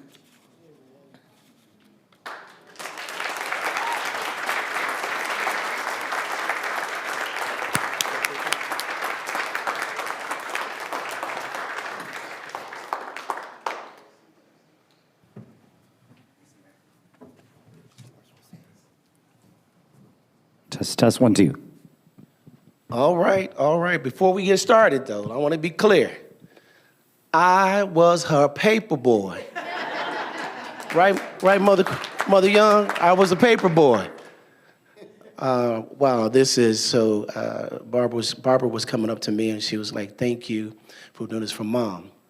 I'm telling you, thank you for being the woman that you are, not just to your children, but to a host of kids living in that area. And look how we turn out. That's right. Now, I don't really have too much to say. I'm too full. I'm blessed. And I didn't get here on my own. It was grace and mercy that brought me here. Yes. Right. Grace and mercy, one day at a time. One day at a time. But as this one usually say, having good days and bad days, but when I look back, I got more good days than I had bad days. That's right. So I won't complain. Now, what you do not know, she told me when I gave her a call that this is her first Waukegan City Council meeting ever. Now, what a special day. You waited 99 good long years to do this. I go down in history today. That's right. It is.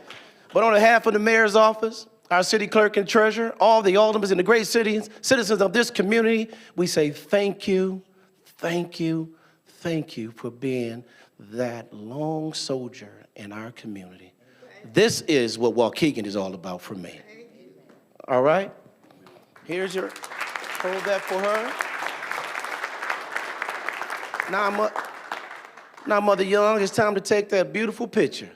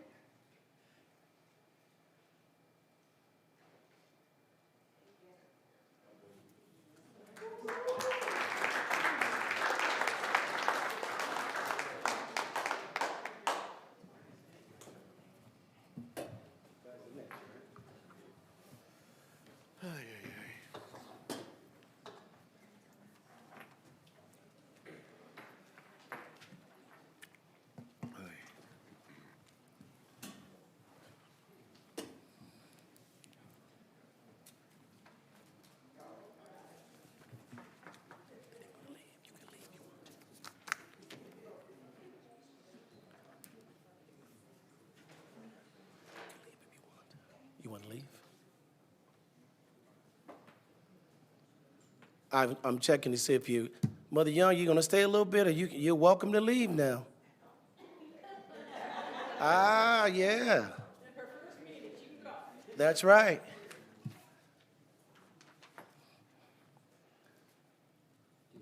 All right, everybody.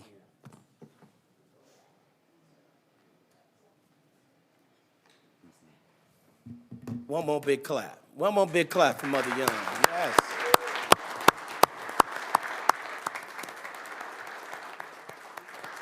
All right, lastly, I want to share my appreciation for every volunteer who stepped up for Waukegan.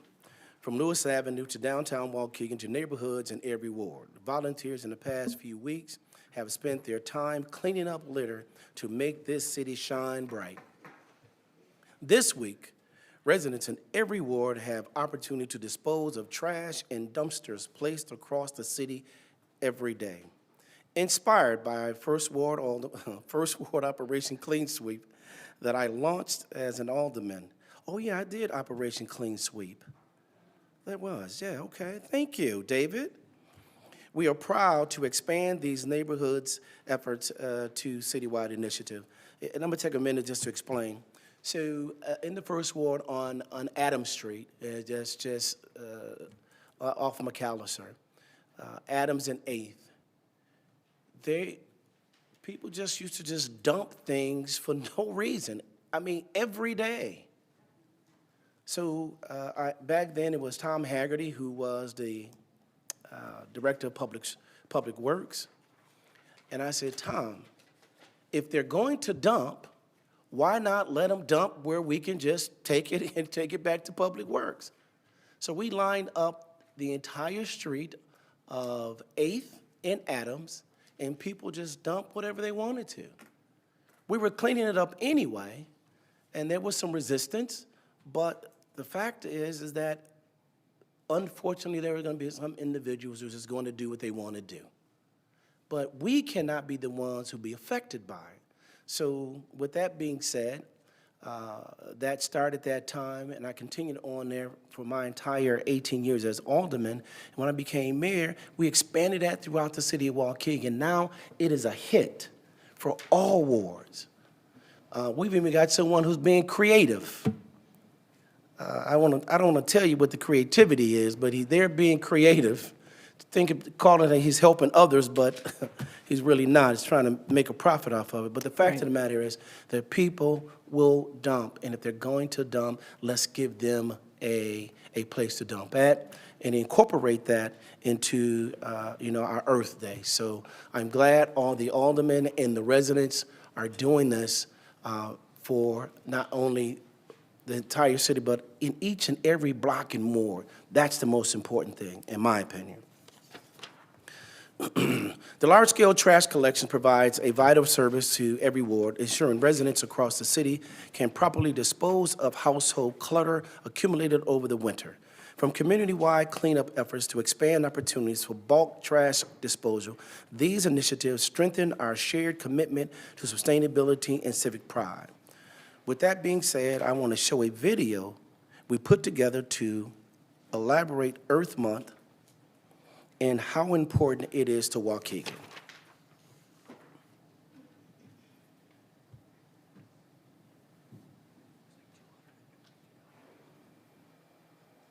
Dr. Lynn Florian, the Alderman of the 8th Ward and the Chair of the Environmental Committee for the City of Waukegan. I have been named the Chair of the Environmental Committee as a result of my passion for the environment in Waukegan. We are an environmental justice community, which means because of our history with industry, we've been left with some horrible pollution issues. I just feel that in this community that is already challenged in so many ways, that's just another challenge that we face. And with us being a coastal community, with Lake Michigan being one of the largest freshwater bodies in the country, we have an extra responsibility to make sure we keep that water clean for future generations. And of course our air matters, all things matter, but being a coastal community I think is a special requirement. The community can get more involved by paying attention to what the city leadership is doing. We're recognizing not only Earth Day, we've expanded it to Earth Week, Earth Month. We are making efforts to clean up trash throughout the city. We are providing dumpsters throughout the community to clean up your own personal space. We've partnered with some of the churches, and we have attempted to partner with the schools to try to clean up particular parts of the city where there's extra issues with trash and other problems with how we present ourselves, how we look. I think Waukegan deserves better. I think we deserve to look nice and be seen as a beautiful community that we are. I'm very happy that our coal plant no longer burns coal. That's a huge win we've had. We have turned one of our Superfund sites into a solar farm, which is benefiting not only the schools but the entire community with energy. I personally have pushed for us to ban helium balloons and balloon releases. The balloons oftentimes end up in the lake. 75% approximately of the pollution in Lake Michigan is plastic. So we need to do everything we can to stop plastic from going into our lake. Plastic takes 1,000 years to break down completely. It keeps getting into smaller and smaller pieces called microplastics, which then goes into our drinking water. They say the average human has about the size of a credit card worth of plastic in their body, which is disgusting. So anything we can do to keep plastic, rubber, anything out of the lake is important. I hear from the people who pay attention to the shoreline that there are less balloons going into the waters. So if you're not someone who wants to join one of the large cleanup efforts, you can certainly look at your own space. You know, you can drive through town and see some people pay a little more attention to what their own personal space looks like. You know, clean up your yard, plant a few flowers, that type of thing. You know, do anything you can to encourage healthy plants, bees, and just make things look nicer. We deserve to have a nice community that people are proud of. Happy Earth Month.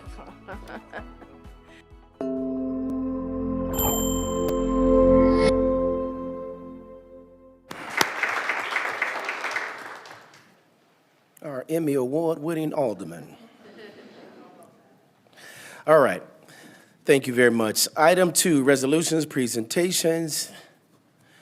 Proclamation recognizing Arab American Heritage Month in Waukegan. Madam Clerk. Yes, sir.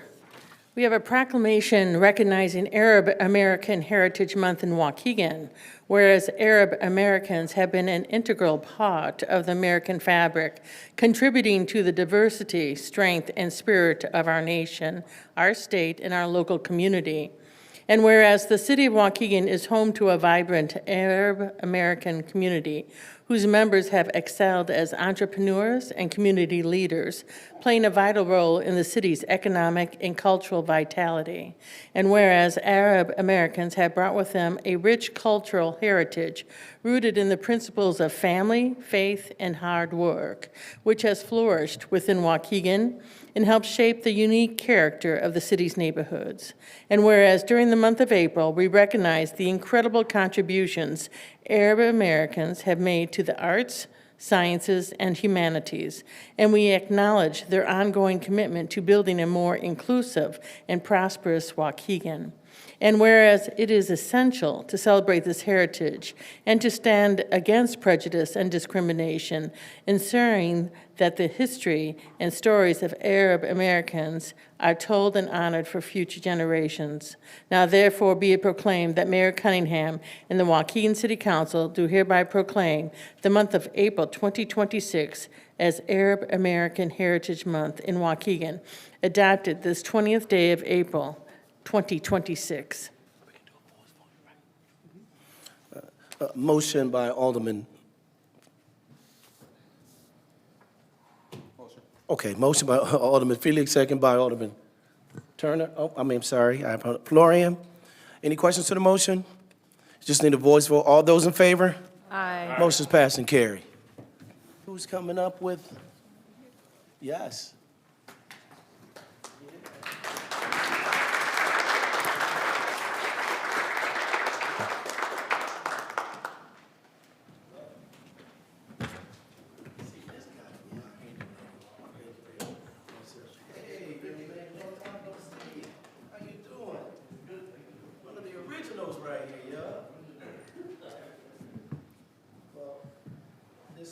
They've said everything we can say. No problem. I don't have my what's the name?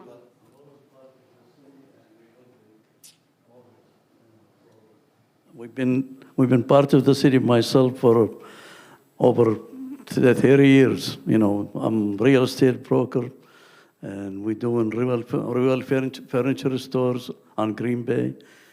And same thing with my buddy Eddie here. We work hard to keep the city as prosper as we can. And thank you for your support also. Absolutely. Thank you very much. Thank you very much for being there. And you guys have definitely been instrumental to our community. So thank you very much. All right. Thank you for your support. Thank you. Absolutely. Appreciate it. Thank you, sir. Now let's get the. We're supposed to look that way, right?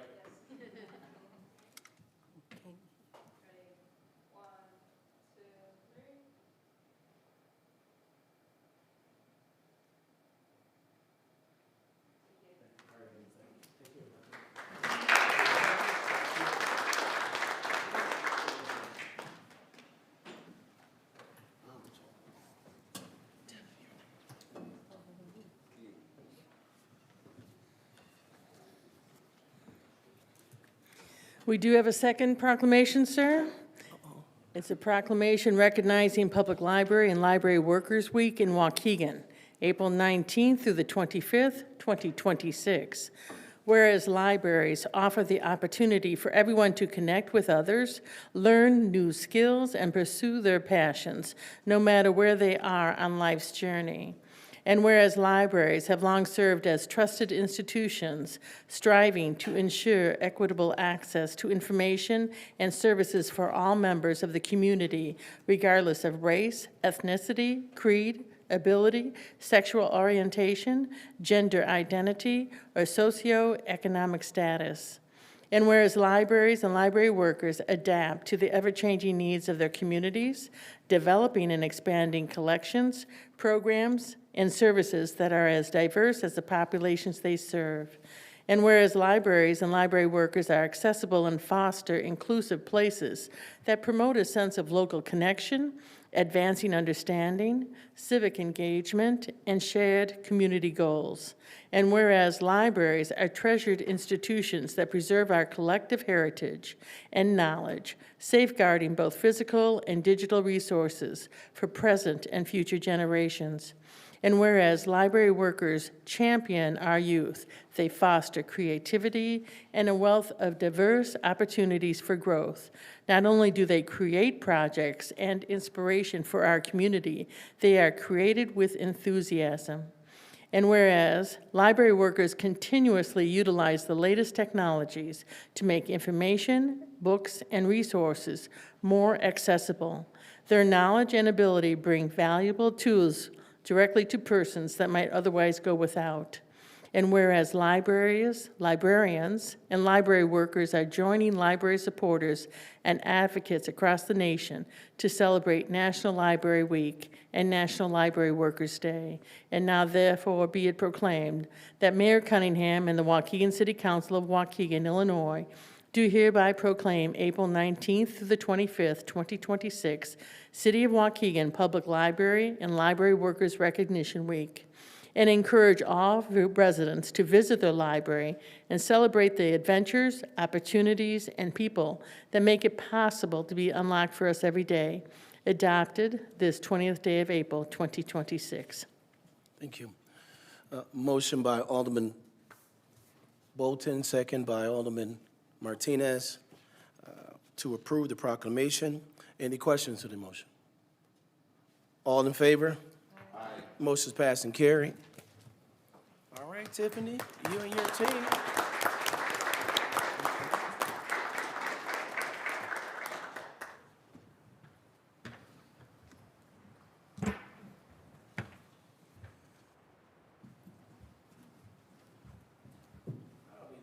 Tiffany's going to do all the talking here. We actually signed up for public comment so we could give you an overview of everything going on this week as we're celebrating our library and our staff. We're so thankful to be a trusted and valued part of the community. Well, there it is.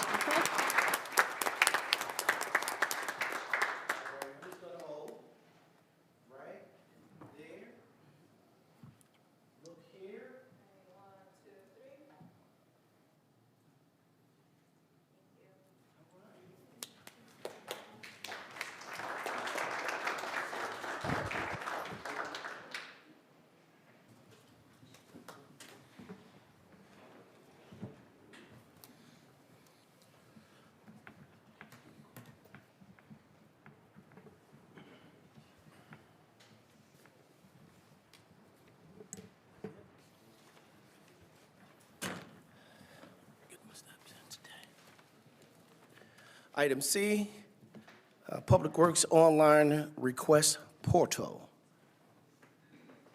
I think we have Liz and Superintendent Jenkins will discuss the new portal.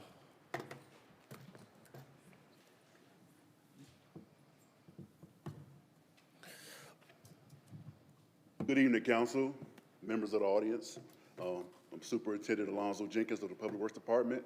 I have Ms. Liz Vasquez, who is the Executive Assistant of Public Works, and we're here to explain to you the launch of our new Public Works portal. Now, we do have a Public Works online portal right now. So what's different about this portal is that we've integrated it into our asset management system. A lot of the aldermen, you know that our asset management is OpenGov, formerly Cartograph. So what this system does is, well, I'll explain to you what our old system did. Our old system you can go on Waukegan website to submit a public works request. You would go on there. It would then go to our system, to the front office. They would then have to assign it to a foreman for the work to get done and to put in exactly the description of what the work needs to be done. So this system now, Concate, integrates into our asset management system, and in turns send a request right to the foreman. Describing the situation, potholes, tree trims, and it actually gives a photo as well of the job. And it's able to communicate, the resident is able to communicate with with the foreman to see how the progress is going on with the job. Okay, so it's Concate Maintenance Reporting System. Concate is a digital service request system that allows residents to easily report concerns to Waukegan Public Works. Through Concate, residents can submit requests for maintenance issues such as water leaks, downed trees, graffiti, potholes, illegal dumping, sewer backups, street light outages, and more, helping the city respond quickly and keep the community safe and well-maintained. Next slide, please. As I mentioned, how to access, you're going to visit www.waukeganil.gov. It's going to take you to, you search Public Works in the search bar, and how to access. Next slide, please. You're going to click here to submit a work request. A new tab will open to the Concate work request portal. This is one of the features that we love. Select your language, English, Spanish. I didn't go through the other lists, you know, anymore. But, you know, English and Spanish is real, you know, dominant in our community. So it's real good for us to have that on the portal. And it gives you the option to submit a request. The login information, you can log in your account. If you're a regular person that, you know, that sees issues in the city, you can just log in quickly to your account. It has frequently asked questions. Next slide, please. You would click your category. Like this, for instance, this example has potholes. That's the category you select. Describe the issue. You can describe a big pothole in the southbound lane, Lewis Avenue. And then you can attach a photo or files. Then you can press next. Submit a request, identify work request location with a pin so that it'll have the actual drop location of the work order. We've been testing this for months to make sure this is real accurate. We had a kind of GIS issue on it, but when it be launched in the morning, it's good to go. All right. Then, like I said, you click submit, you'll be prompted to create an account. Next slide, please. After creating an account, your work request will automatically be added to your account. Category and account lead, work request location, description, and messages for Public Works. Like I said, you can communicate with the foreman. He'll let the Concate service will let you know when the work is completed. If you want to add any more additional items to that work order. Next, please. All your requests will be available for viewing on your account dashboard. So, like I said, you have an account of your previous issues that you might have had. And that's kind of good to have, you know, for the residents to say, hey, I called you guys on such and such date, and you know, just want to see what's going on, you know, with my request. It has the home page, open and close requests, and then it gives you another option if you wanted to submit a new request. Key takeaways: you must have or create an account to submit a request. All requests you make will be linked to your account. You may track progress and add comments to open requests, allows for a more organized request system, and helps residents and Public Works to monitor progress. Work requests can still be made via phone call to Public Works at 847-360-0944, Monday through Friday. And don't get scared with that Monday through Friday, because we always have personnel on call. So whether you have an issue or not, still call. It goes through dispatch, and it in turn calls us to on-call personnel. Okay. For assistance navigating the work request portal, call Public Works again at 847-360-0944, or you can visit Waukegan Public Works at 1700 North Macquarie Road, Waukegan, Illinois. We're open Monday through Friday, 7 a.m. to 3 p.m. Good job. Any questions? Yes, ma'am. Mayor, is it okay if I? Oh, yeah. Okay. Go ahead. I'm sorry. So I'm just anticipating some of my residents may not be able to navigate that necessarily, only they can access their account, like I can't go in and do it for them. Yes, correct. So the people who Password. can't do this will just need to still call and take care of it that way. So what we're doing, we was hoping to have them. We have little business cards with a QR code that you could be able to pass out to the residents, and then we'll have them on our resource table for people to come in. They can grab one and get to us easily. Put it on the refrigerator. Okay, thank you. Thank you. Good job, guys. Thank you very much.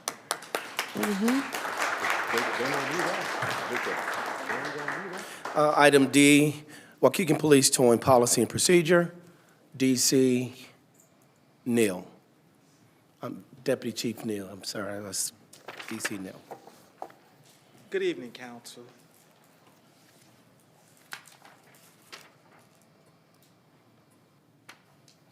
As the PowerPoint loads, the purpose of this presentation this evening is to provide information regarding the police department procedure involving towing of vehicles. For over 25 years, we have been using this procedure and it has worked for the police department operations. Next slide.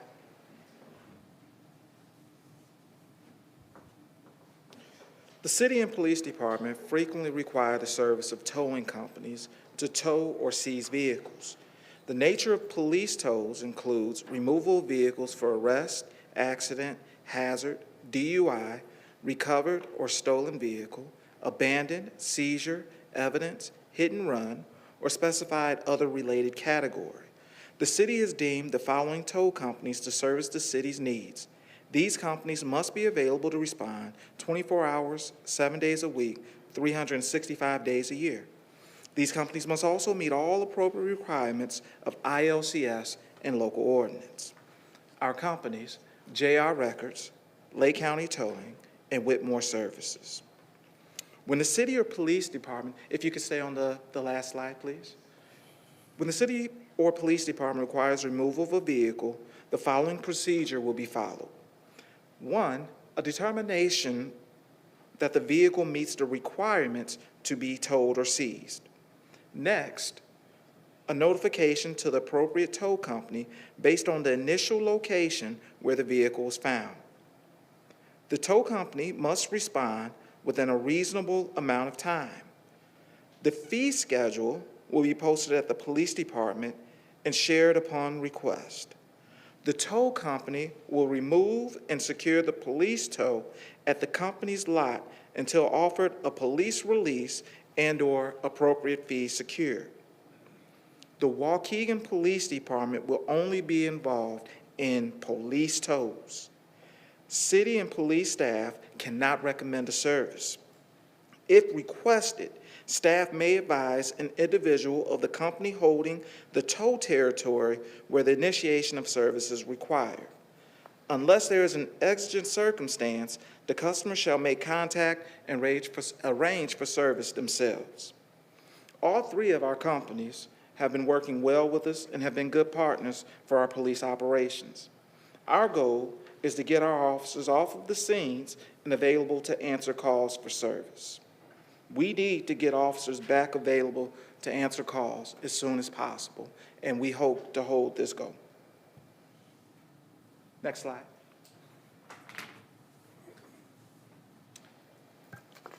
Our tow map.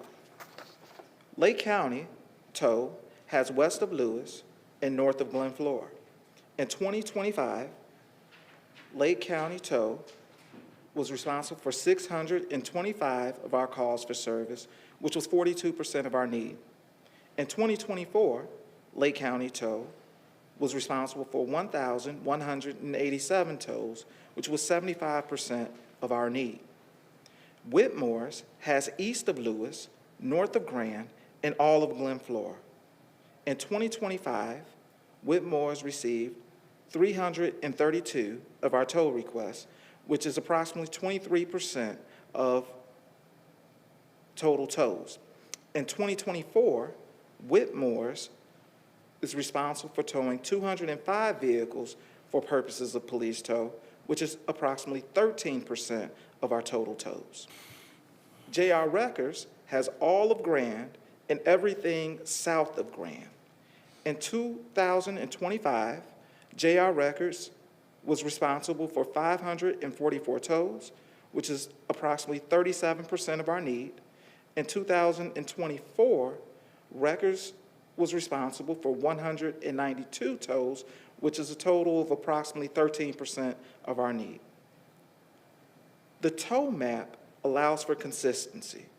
Consistency allows for a fast and efficient operation for officers, record clerks, and our dispatchers. Tracking vehicles for owners and insurance agents comes up many times. With this map, someone who is familiar with the police department operations could easily tell someone within seconds after receiving information from them where they can find their vehicle during a very disturbing time. There are times when we have to relay information on scene by officers to owners. Sometimes these owners are arrested, and sometimes they have to go to a hospital. So being able to quickly say before that person leaves the scene, this is where you can find your vehicle, is very important to our operation. By using this map, when there's an issue later on, we don't have to search through tow records, which are sheets of paper that we would have to file somewhere to be able to tell people where their car is. We would easily be able to say, this reference is where we can tell you where your vehicle is. Next slide.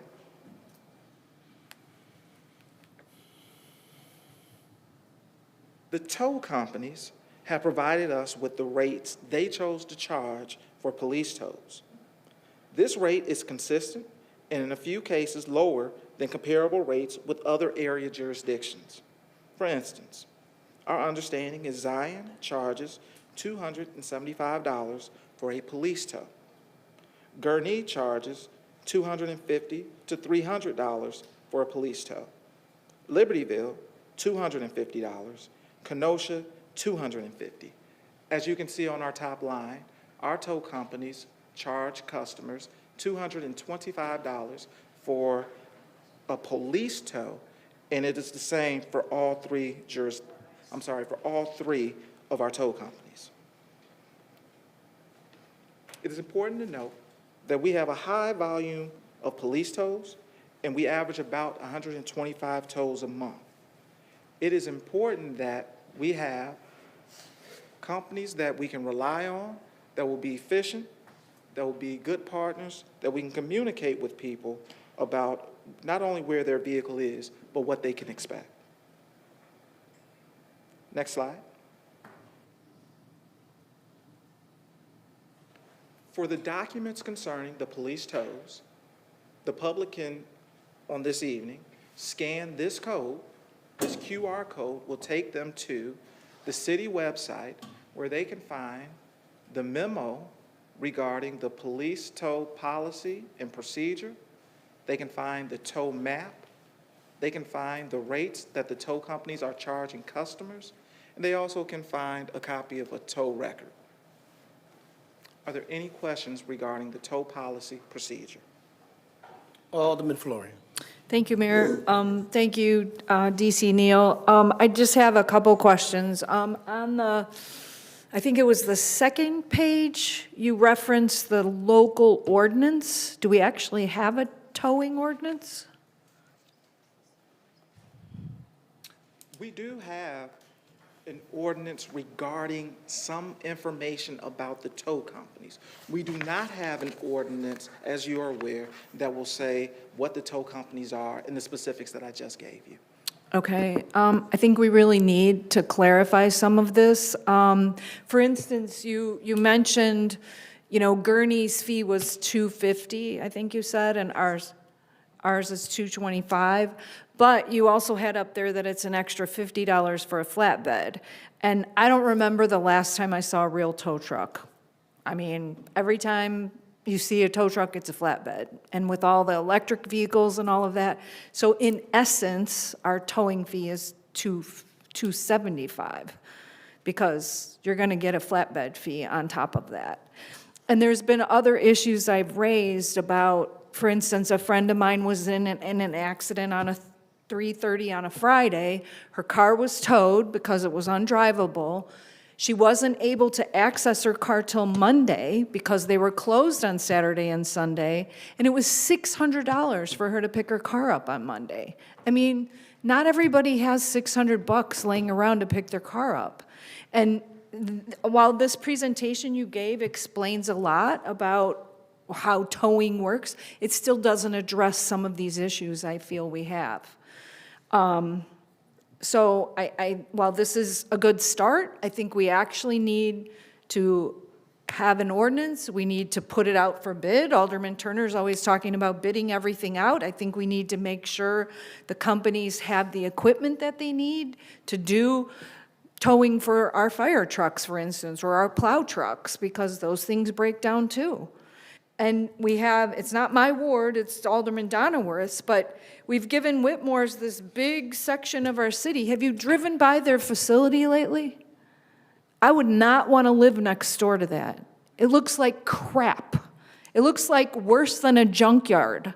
I don't know if they're in the room right now, but if you are, you should be ashamed of yourself. That's a nice part of town, and that place looks like crap. And it's because they don't have enough spaces to tow cars, so they just tow them to their used-to-be gas station and leave them hanging around there. It's terrible looking. And again, that's one of our nicer parts of town. Not that all parts of our town aren't nice, but it's right on one of our main drags. I can't imagine you don't get a lot of complaints about it, because I do, and it's not even my ward.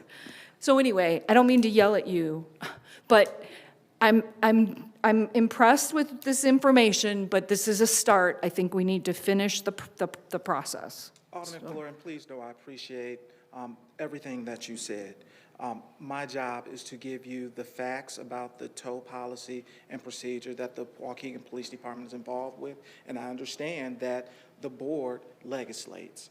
I'm only trying to give the information that the police department has concerning the questions that have been raised.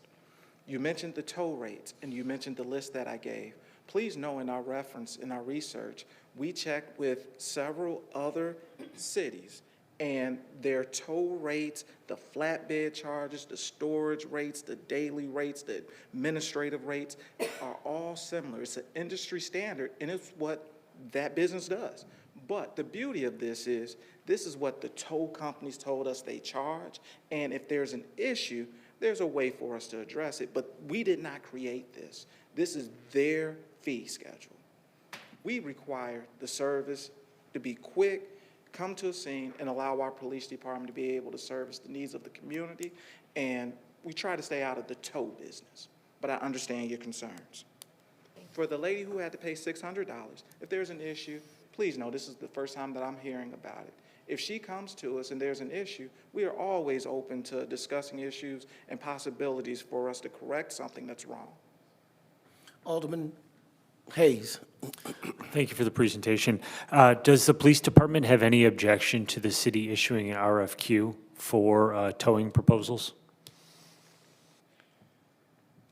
Alderman Hayes, I must, in my role as deputy chief, stay within the realm of the police department. The police department cares that we have a service that gets to the community, that is effective, that is fast, that we don't block or mismanage what we have to service the community with. Mm-hmm. What I can tell you, and what I'm reluctant on anything different, we have something that works. If we do something different, there's going to be things that we could not have thought of that might arise. I'm not sure of everything that you're mentioning with an RFQ, but we have a long history with the partners that we have, and if we did something different, it would be getting a new company up to our standards and expectations. I don't know what that looks like, but I do know what we have, what it looks like, and I know that it works. Okay. It's not necessarily a new company, because any of those companies could bid on it. I just wanted to know if the police department had any objection to the council proposing issuing an RFQ for towing pricing. Respectfully, the police department has never stood in the way of legislation from this council. We respect your authority. We honor and we obey the direction that you give us. That is an independent decision that is at the council's behest. Okay, thank you. Right, thank you, DC, appreciate. Item 3, audience time. Madam Clerk. Thank you, sir. We have 5 individuals for tonight. I'm going to read them off so they know who's going to be talking. Angela Clark, Rayon Edwards, Kiara Lane, Carlos Smith, and Esther Herron. So be prepared to go ahead and state your name. You have 3 minutes, and I need to get the camera off. No, don't do that. So go ahead, Miss Angela Clark. Thank you.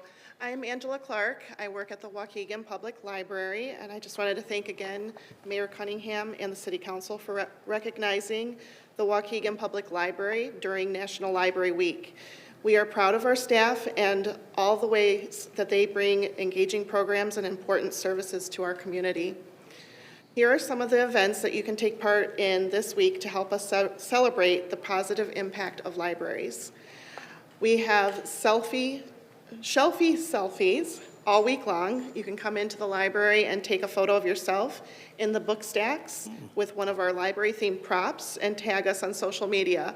If you do that, you would be entered into a drawing to win $50 gift card and a library swag bag. Tuesday, April 21st is National Library Workers Day. If you visit the library on Tuesday, take time to just share a compliment with the staff. Wednesday, April 22nd, from 6:30 to 7:30 is Modern Board Game Night. Come to learn Ultimate Werewolf with us. Friday, April 24th, from 11:30 to 1 is Senior Social Club. Join the ever-changing group for an opportunity to connect and work on fun projects together. Saturday, April 25th, from 7 to 10 p.m. is our Waukegan Public Library Foundation's annual adults-only fundraiser event. Make a night of it and support a great cause with us. Tickets are available on our website and at the front desk of the library. They are $25, and it would include the food and a wine tasting. We have raffle baskets that include topics like golf outing, sports tickets, Chicago Symphony Orchestra, and family game night packages, and more. We hope to see you at the library this week for National Library Week and every week. Thank you. Thank you, ma'am. Rayon Edwards. Good evening. Although I appreciate your presentation, Deputy Chief Neal, and I appreciate you guys' questions here, but I'm replaying in my head a previous meeting where 8th Ward Alderman, you, Dr. Florian, and the mayor was going back and forth, and it was supposed to be some type of meeting so we could talk about an RFP. What is the problem with that? I just want to know. What's the problem? Alderman Turner, you just asked our HR director with that contract, R.J. Harrison service, you just asked her, was that bidded out? But we're not asking us to tow and bid it out. What's the secret? What's the problem? And then the most disheartening thing for me today in this council chamber is to see a black man, a black alderman, question another black man getting a contract in the city. Do you question Peter Baker and Son when they come up here? Did you, Alderman Turner, ask them people that you received all of that money from, that we getting ready to buy, the old stretchers? You didn't question them, sir. You took their money with pride and grace, sir. And so, Mayor, tonight I appreciate you honoring Queen Esther Young. Well deserved, long overdue. And it feels good to see some of the people that look like me actually come in this chamber and get recognized. So thank you for that. But I got a question for you. Because tonight we gave her a proclamation. We did all of that. But do we really care? Because if we care, why we ain't talking about the hospital? Because if Miss Esther Young gets sick, do she got 15 minutes to drive to Lake Forest? Do she got 10 minutes to drive to Gurnee? That little bitty time is crucial. And nobody up on this dais is talking about this hospital. But we're getting ready to buy property for about $3 million. It's going to take us another $60 million to actually build a police station. So what y'all are saying to me is that building a police station is more important than my babies in this community and my elders. Nobody's talking about it. It's silent. Maybe we need news media, cameras, light, action, because that's the only time it seems like everybody want to do something is when they watch it. And so now we come up with this memorandum about liquor license, and I love it, Alderman Martinez, excuse me, sir. I love it. I do. But for me, I don't think we needed that because all y'all got to do is vote no. You don't need nothing on paper. It's a simple vote no. And we're going to keep justifying alcohol because we saying it's a restaurant. Go to Lake Forest and find me 50 restaurants with alcohol in there. Go to Highland Park and find me 50 of them. Please do. Go to Gurney and see if you're going to ride around their city and see alcohol everywhere. You're not. Thank you, sir. Kiara Lane.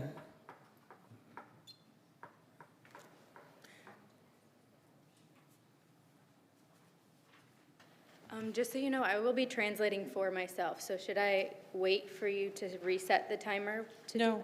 Okay. Hello, my name is Kira Lane. I'm the community organizer with Clean Power Lake County, an environmental justice organization based here in Waukegan. We believe that no community should have to bear the disproportionate burden of pollution.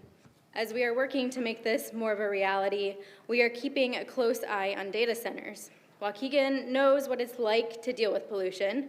Over the years, it's meant higher asthma rates, higher cancer rates, and lower life expectancy. This is not just nor good, and I am hopeful we can take preventative measures to avoid risks, which is why today I want to invite you all to attend our workshop on data centers and the Power Act, Illinois legislation that would put guardrails up to ensure data centers are good neighbors if they do move into our community. We invite members of our local government, community organizations, and residents to attend this free public workshop next Wednesday, April 29th from 6 to 7:30 p.m. at the Waukegan Public Library in the Bradbury Room. There will also be food. As demand for AI expands, it is important that our community understands the potential impacts associated with data center development. This workshop will provide clear, accessible information in both English and Spanish on how data centers can affect local energy usage, water resources, land use, as well as overall community impact. Participants will have the opportunity to learn about the provisions of the Power Act, ask questions, and begin the discussion of how to protect ourselves from large corporations who want to move into the community in order to extract, profit, pollute, and leave. A narrative Waukegan knows all too well. We urge city officials, planners, business leaders, and residents alike to join us in this conversation. Thoughtful collaboration now can help ensure that future decisions reflect the best interests of our entire community. Workshop details can be found on our Facebook and Instagram pages, as well as in the flyers outside these doors that I left on the table. We hope to see you there.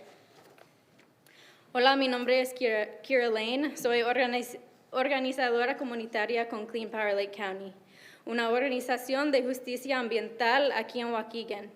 Creemos que ninguna comunidad debería tener que cargar una carga desproporcionada de contaminación.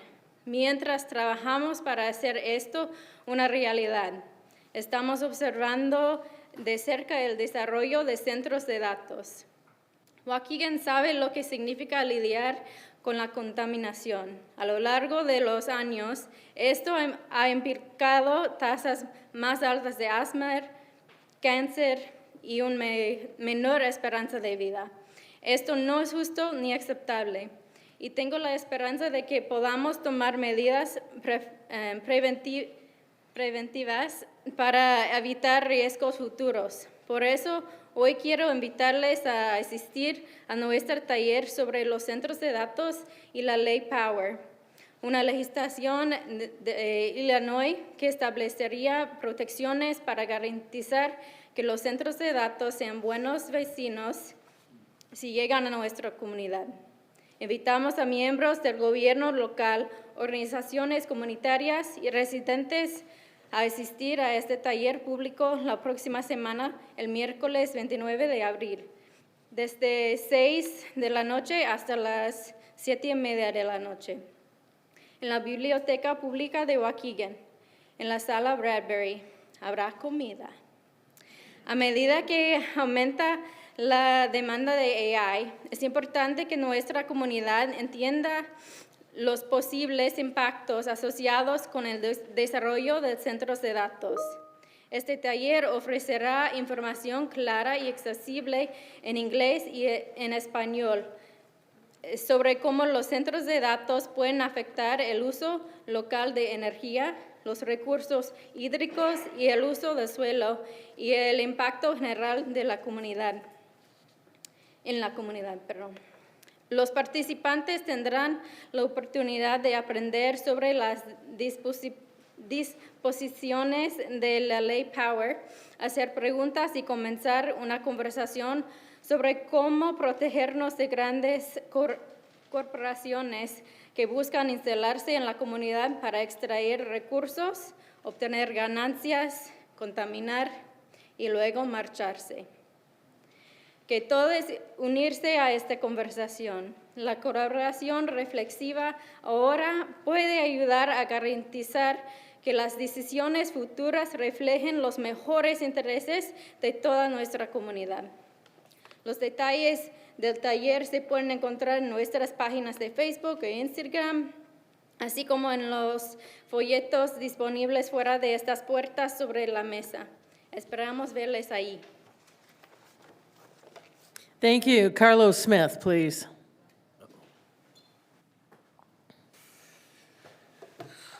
What's up, what's up, what's up? I don't get up here and speak too often, I just watch. I've said this a couple times, this mic system is trash. The reason why it's trash is because they can hear y'all real good, but then when people get up here, it's not the same. In marketing, everything should match. Everything matters in marketing, even the smallest thing. So when the residents get up here and talk, if somebody's tall like me, you're not gonna hear everything that they're saying. Maybe people on YouTube can't hear it. Even if they don't speak up as loud, the closer you get to this microphone, the better it works. So it should be closer to me. It should be closer to the residents. So think about that. Second thing is this. I always teach you guys a word. And today I'm going to teach you the word of juice. Juice.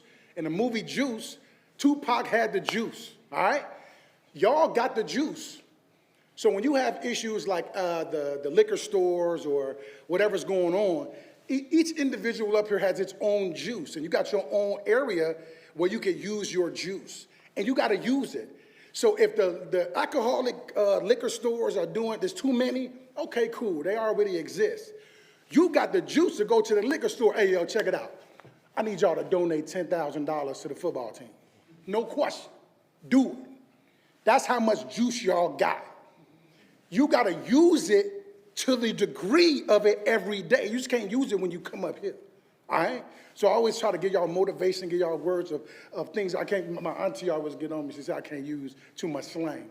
But juice is something that I want you guys to think about. Clout, however you want to look at it. That's what I do for a living. And again, that's connected to marketing.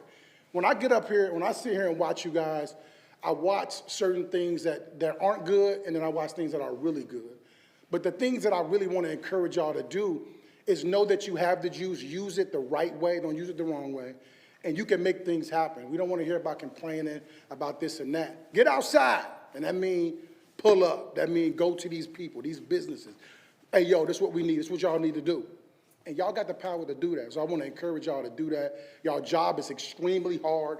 I would never want to trade places with one of y'all, because like I always say, I'll be fighting somebody. It'll be a fight up in the city council, because you ain't just going to talk to me like that. So shout out to y'all. Keep doing it. Keep doing it. It's not easy, and that's why, you know, too much is given, much is required. Keep going, turn up. And remember, y'all got the what? The juice.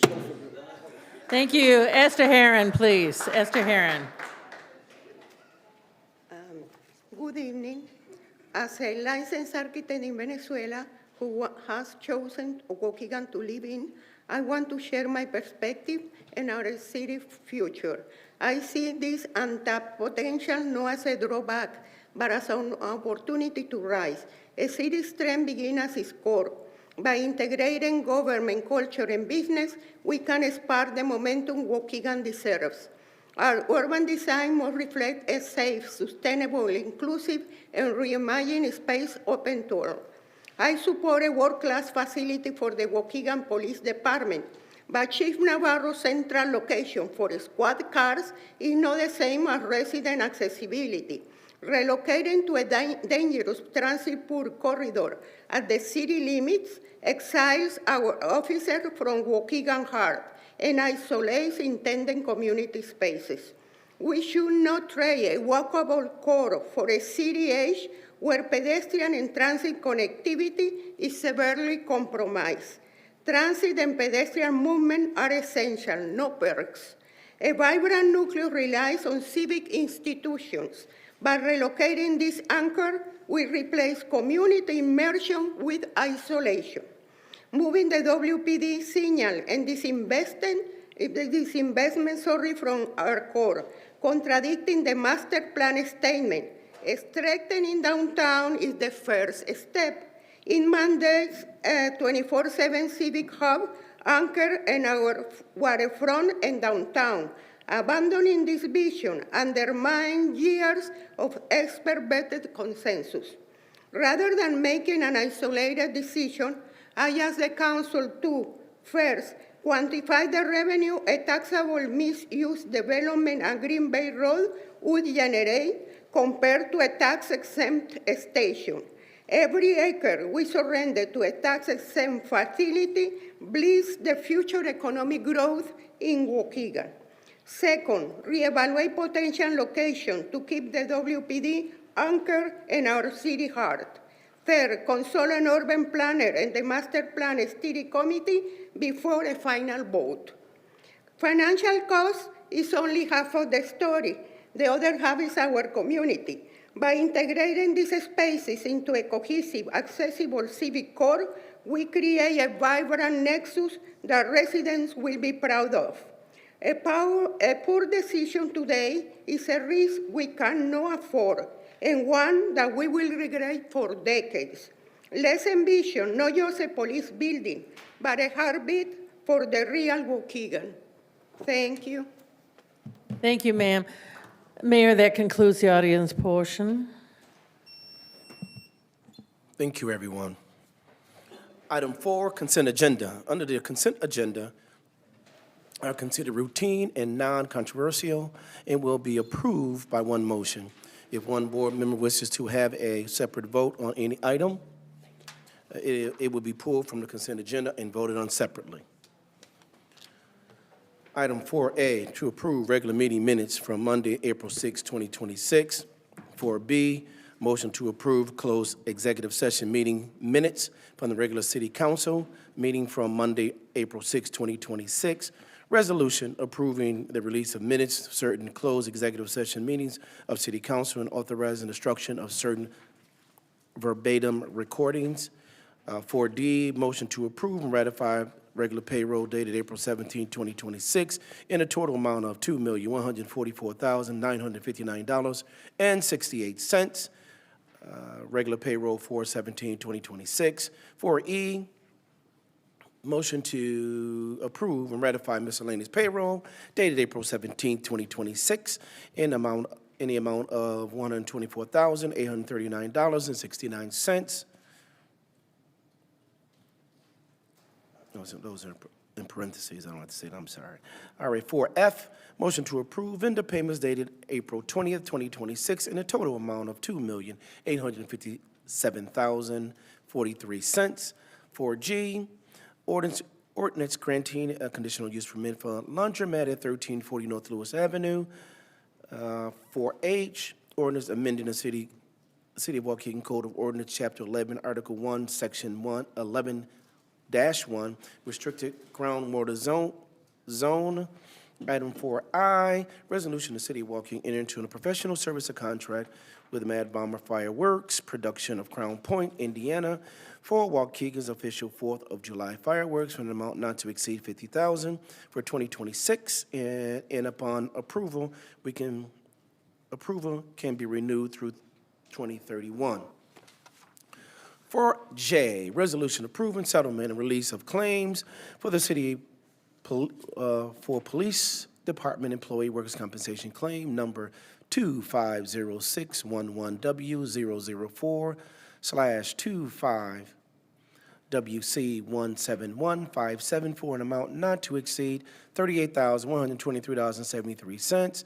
4K, a resolution approving professional service with Baxter and Woodman and Boulder Construction Design Build, Inc. for high service pump room for an amount not to exceed $4,600,000.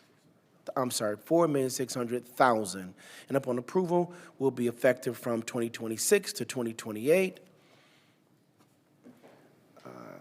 Motion by Alderman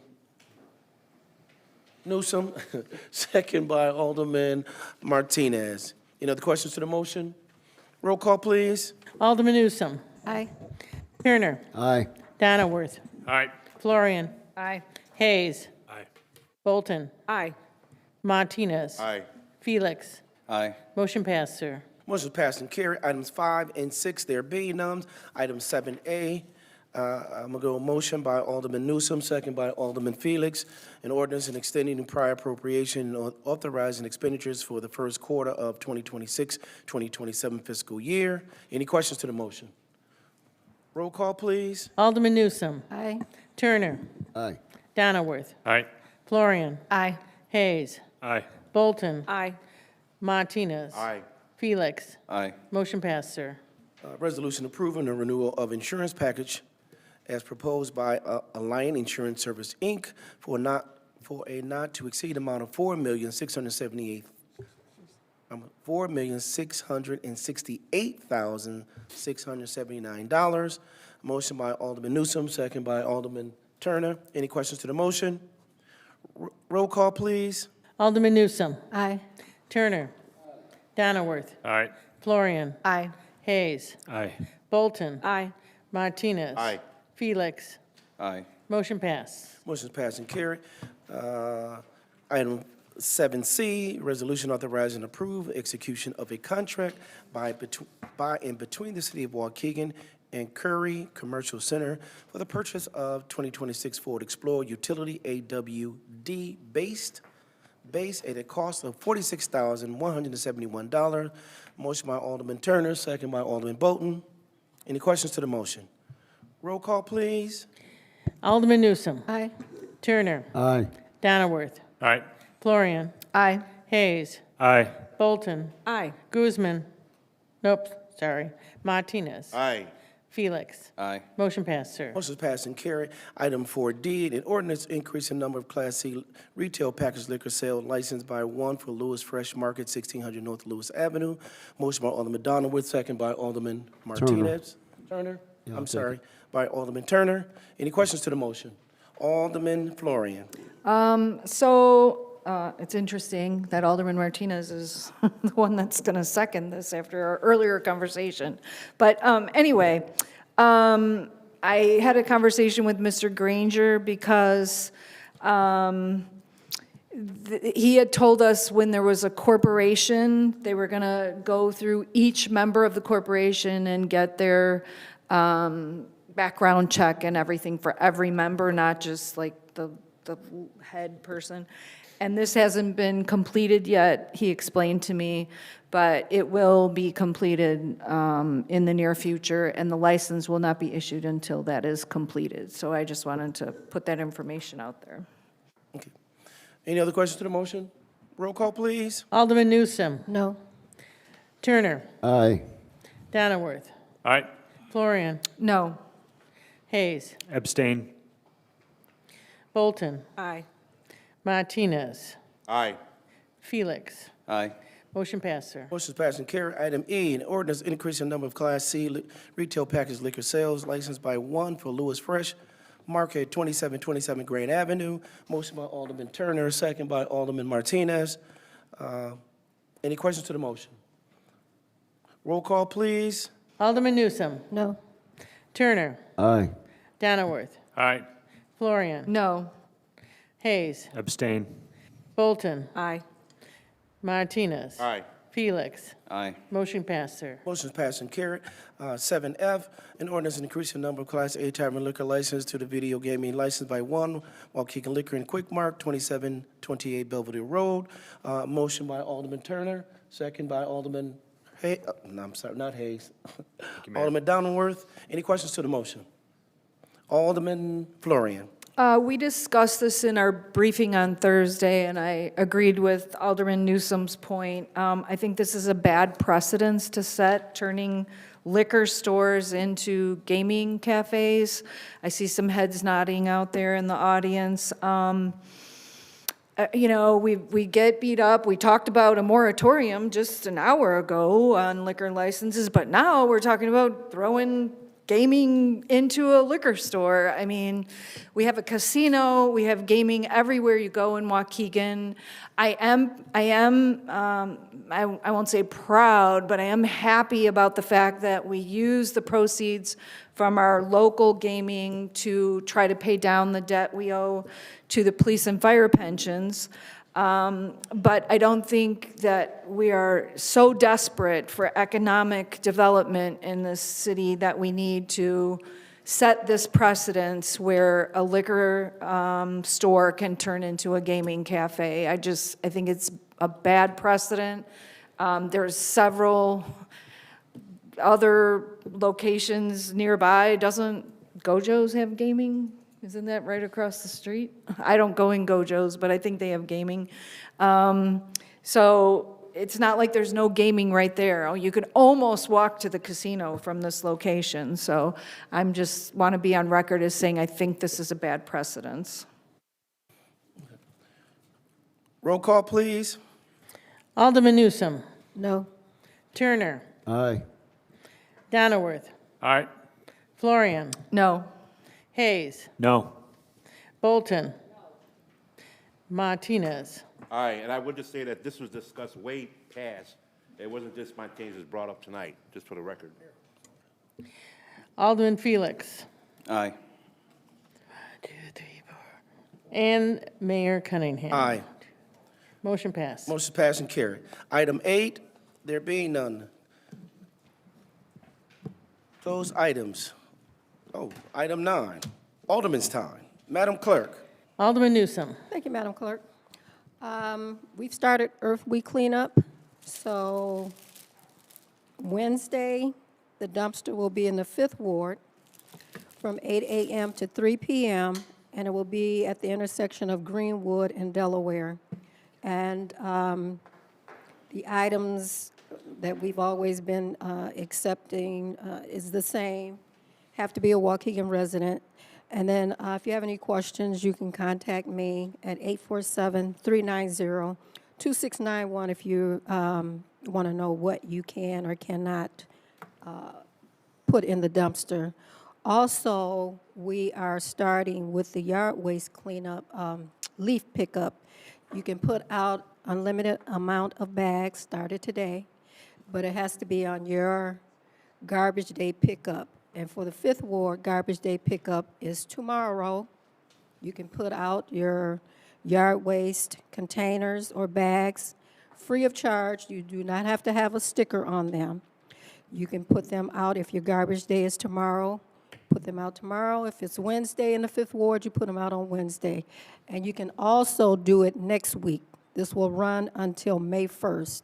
So you have another opportunity to put them out if you don't get it tomorrow or Wednesday, your regular pickup time. You can do it next week as well. Also, the faith base will commence their faith-based leaders meeting coming this Thursday, April 23rd, 2026, and it will be at 9 a.m.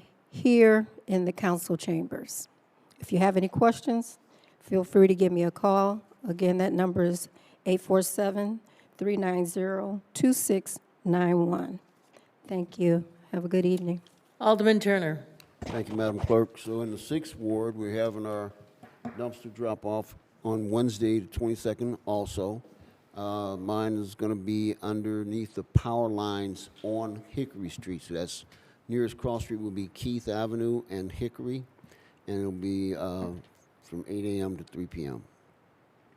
And again, you can, as Alderman Newsom mentioned, you can find this information on the website. I did send out a blast email. I've made numerous posts on Facebook, so hopefully we have a good turnout. And there are some limitations on what you can drop off. basically anything except construction material and yard waste and such, and no liquids. I've gotten several calls recently about people's trash not being picked up by LRS. And so I asked the Public Works Director to get in touch with LRS and chase that down. Now, thing is, these folks have cameras on their trucks, on every truck. So we give them an address. You know, mine is 1320. So, hey, why didn't you get the trash over at 1320, right? And they'd go and look at the camera and say, oh, well, you had a bunch of stuff in there. You had yard waste in your trash bin, and it's overflowing with yard waste. We don't take yard waste as trash. So you have to use the bins for the appropriate thing, whether it's trash, which should be in a bag, and recyclables. And if you put in your trash in your recycle bin, they'll see that too. And I think it's after 4 times, they're going to pull your recycle bin. You won't have one. So keep that in mind.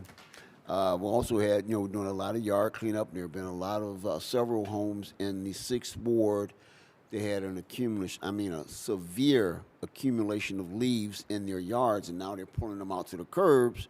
And they're saying, hey, Alderman, can you get them picked up? Nope, I can't. You know, we had leaf pickup. I mean, we did that for months, and now I would encourage you to get them into your brown bags, get them to the curb, and between, as the Alderman mentioned, between started today, the 20th, and May 1st, you'll get free yard waste pickup, but we can't continue to put the trucks out to do that, okay? That's really all I have for right now. I was tempted to make some other comments, but I'm gonna belay that until next time. I want Mr. Edwards to hear exactly what I want to say to his face. Thank you all very much. Have a great night. Alderman Donnerworth. Thank you very much. Yes, as every time, I like to thank the city staff and employees who I talk to almost every day on the phone or emails. They're doing a great job. They're out there. They get right on projects right off the bat. I try to stop by and say hi to them if they're out there and I see them. Everybody's just doing a great job, and I just want them to know that I want to thank them, and all the residents in my ward want to thank them. My dumpster is at Bowen Park on the 23rd, which is Thursday, from 8 a.m. to 3 p.m. Come on out, bring whatever you need to dump, and just, remember, you can have tires, but they got to be without the rims, and you can bring your electronics also, and then just regular garbage you can dump. I'll be there to say hi, so I wish you all well. Everybody come out. Alderman Florian. Thank you, Madam Clerk. My dumpster is Thursday, 8 a.m. to 3 p.m. at Beavier Park. The 8th Ward always shows up for this, so I don't even probably have to remind you guys. It's everybody's favorite day of the year, I think, when they can get rid of their spring cleaning and so on. Couple things. I attended Art Walk, and I went into Shadowbox Gallery. I encourage you to stop in there in the next week or so if you can. There's a gentleman showing, he's an artist from somewhere in Minnesota, and he does artwork with recycled products, which of course is right up my alley, mostly plastic. He particularly had one piece that was about plastic in water, which we just talked about here not too long ago. They're really beautiful. He quilts the materials and makes amazing wall hangings out of them. And while I was talking to the owner of the gallery, Michael, he spontaneously said to me, "How do I get recycling down here?" He said, "I have to bring my recycling home all the time." So I know we tried the recycling at City Hall and the train station, but I'd really love to see us try it in a business that is actually actively wanting to do recycling. I think when you open it to the general public, there is a learning curve there. So I'm hoping we can somehow manage to get some recycling for some of the businesses, particularly the ones that are asking for it. I also recently toured the PADS shelter that's under construction out in my ward on Lewis. It's going to be so amazing. we did a really good thing when we approved that. And there's not a lot of things I can say that about sometimes up here, but this is going to be amazing for our community. You know, it's been in the works for a couple of years now. I encourage you, if you get a chance, to call Mr. Swilly and arrange to go take a look at it. The grand opening is planned for August 7th, so put that on your calendars. Hopefully everyone can come out and support this amazing resource for our unsheltered neighbors. The mikveh challenge is coming up this Friday at the high school. I think the hours are 9 to 1. It's a civics project challenge. I've been contacted by 3 different groups. One of them was working on affordable housing. One was working on the coal ash ponds, and one was working on the issue with the hospital. So I sat down with all 3 groups and helped give them as much information as I could. They do, you could kind of picture a science fair type atmosphere, but it's civics projects that they do, and it's just really fascinating to see what the kids are thinking about and what they feel are urgent issues in our community. So I encourage you to try to attend that it's in the Dog Pound at East Campus, well, I still call it East Campus, on Friday from 9 to 1-ish. The Park Foundation, the Waukegan Park Foundation, which I volunteer with, is having their annual fundraiser, well, one of our fundraisers, on May 7th at the casino. If you want more information, contact me. It's to support our programs. We try to teach every second grader in the city water safety so they don't drown in Lake Michigan. We have a program for 3rd graders that go to the Waukegan History Museum at the Carnegie, and they get to spend a day there and learn about Waukegan history. And then we also have a program for 4th graders. We have a bee park, a pollinator park up on the north side, also in my ward. And we bring them out and teach them about the importance of bees and why we need them to sustain our fruits, vegetables, and all things that grow.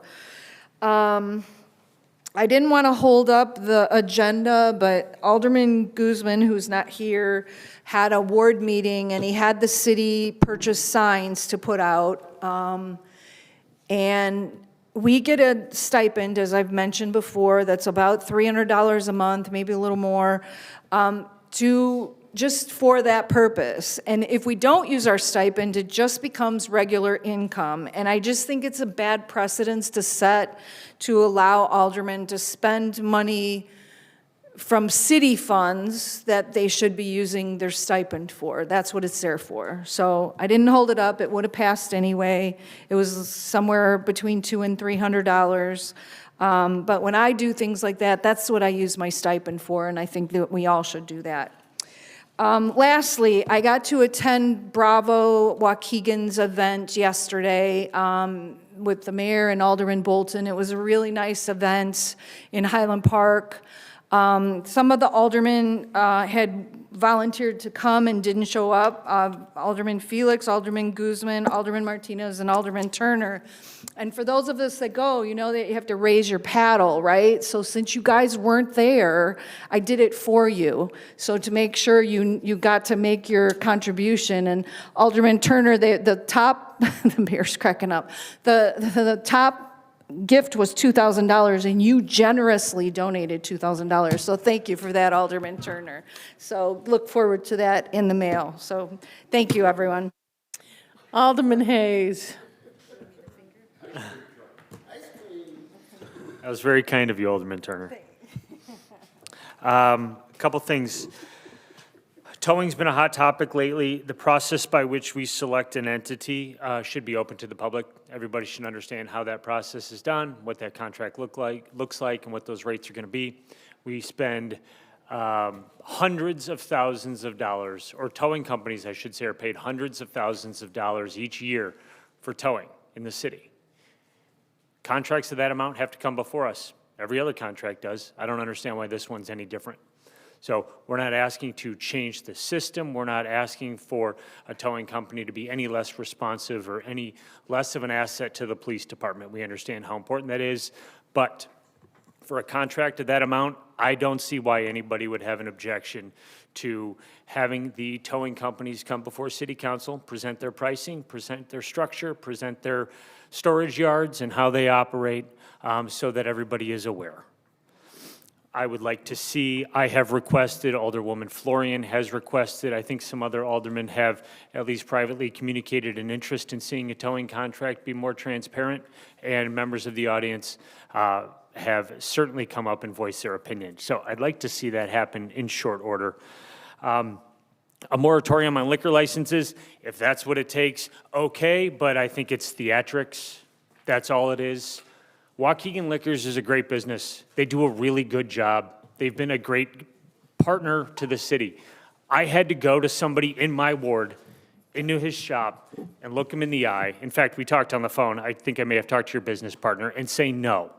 The hardest part of the job is saying no. Don't look for the easy way out. Don't just lay out a blanket rule and operate in absolutes. Just look somebody in the eye and tell them no. It's hard, but that's what we have to do. Vote no. You can't ask for a moratorium during a committee and then vote for a liquor license during a city council meeting. That is really confusing.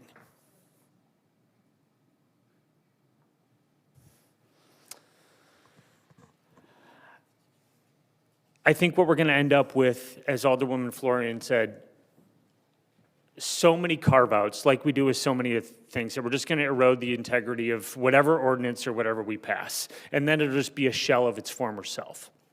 I think that aldermen should have the confidence and the backbone to vote no when these things come before us.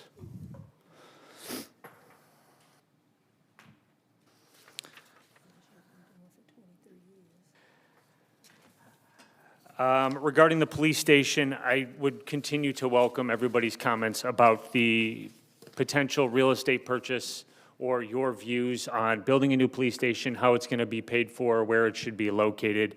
I think it needs to be an ongoing conversation. And I would like to hear more people from the public come before us and tell us exactly what they think, or if they think that the money should be spent on a police station. I'd be the first to say that police, they need a new station. The public deserves a new station. The police officers deserve a new station. But we have to do what's fiscally responsible for the city. And if we don't have the money to pay for it, then I'm not sure we should be buying land. I'm not sure that we should be making plans to build a police station if we don't have the funds. That's all I have. Thanks. Alderman Bolton. Yes, I want to thank everyone and my constituents, just the city in general, for supporting our dumpster cleanup we had at the location of Belvedere and Genesee. And so we had 6 dumpsters, 3 tons of tires, 2 tons of electronic waste. And so this was the largest response that the First Ward has had when it comes to cleanup, so we want to continue that. And I want to remind and echo Alderman Newsom's announcement concerning our faith-based meeting that will be here at 9 o'clock this coming Thursday. And we will be serving breakfast and talking about hot topics. And I want to thank JIC, Norco, for providing the space for us to do this city cleanup. And then also I want to respond to the calls that I receive about minority contracts. I've been talking to the mayor about this, and I want to encourage minority contractors to put in your applications. I am following that closely, so I just want to remind you to put in your applications, and that's all I have. Thank you. Alderman Martinez. Thank you, Madam City Clerk and Council. Just a reminder that tomorrow will be our Third Ward dumpster collection. It will be conducted at the White's Field at 100 North Lewis Avenue from 8 a.m. to 3 p.m. Please know what to bring. I will be there making my rounds and assisting in any way that I can assist. Please know that the leaves for the Third Ward will be picked up on our scheduled garbage day, which is usually Thursdays. Leaves must be placed in brown refuse bags or plastic garbage bins labeled yard waste. No stickers are needed. If you rake your leaves to the curb, please know that they will not be picked up. If you have any questions, you can also call me. Update Road resurfacing continues on Glen Flora and Baldwin Avenue. Please note temporary parking restrictions are there until the project is complete. Residents requiring special parking accommodations such as handicap are reminded to call me or Public Works at 847-390-0944, and I can most definitely assist you with that. Thank you for your patience, your diligence on that. The roads are going to look great. I get a lot of feedback on it, so I thank everyone for their diligence on that. I'm also soliciting recommendations for outstanding community contributors in our ward. If you know of any individual or organization, restaurant owner, or anyone who has demonstrated exceptional dedication in our ward and community, please notify me and I will review and make a decision and recognize these individuals. The recognized individuals will receive acknowledgement at our ward meeting with a plaque commemorating their efforts. The ward meeting is tentatively scheduled on the second Saturday in June.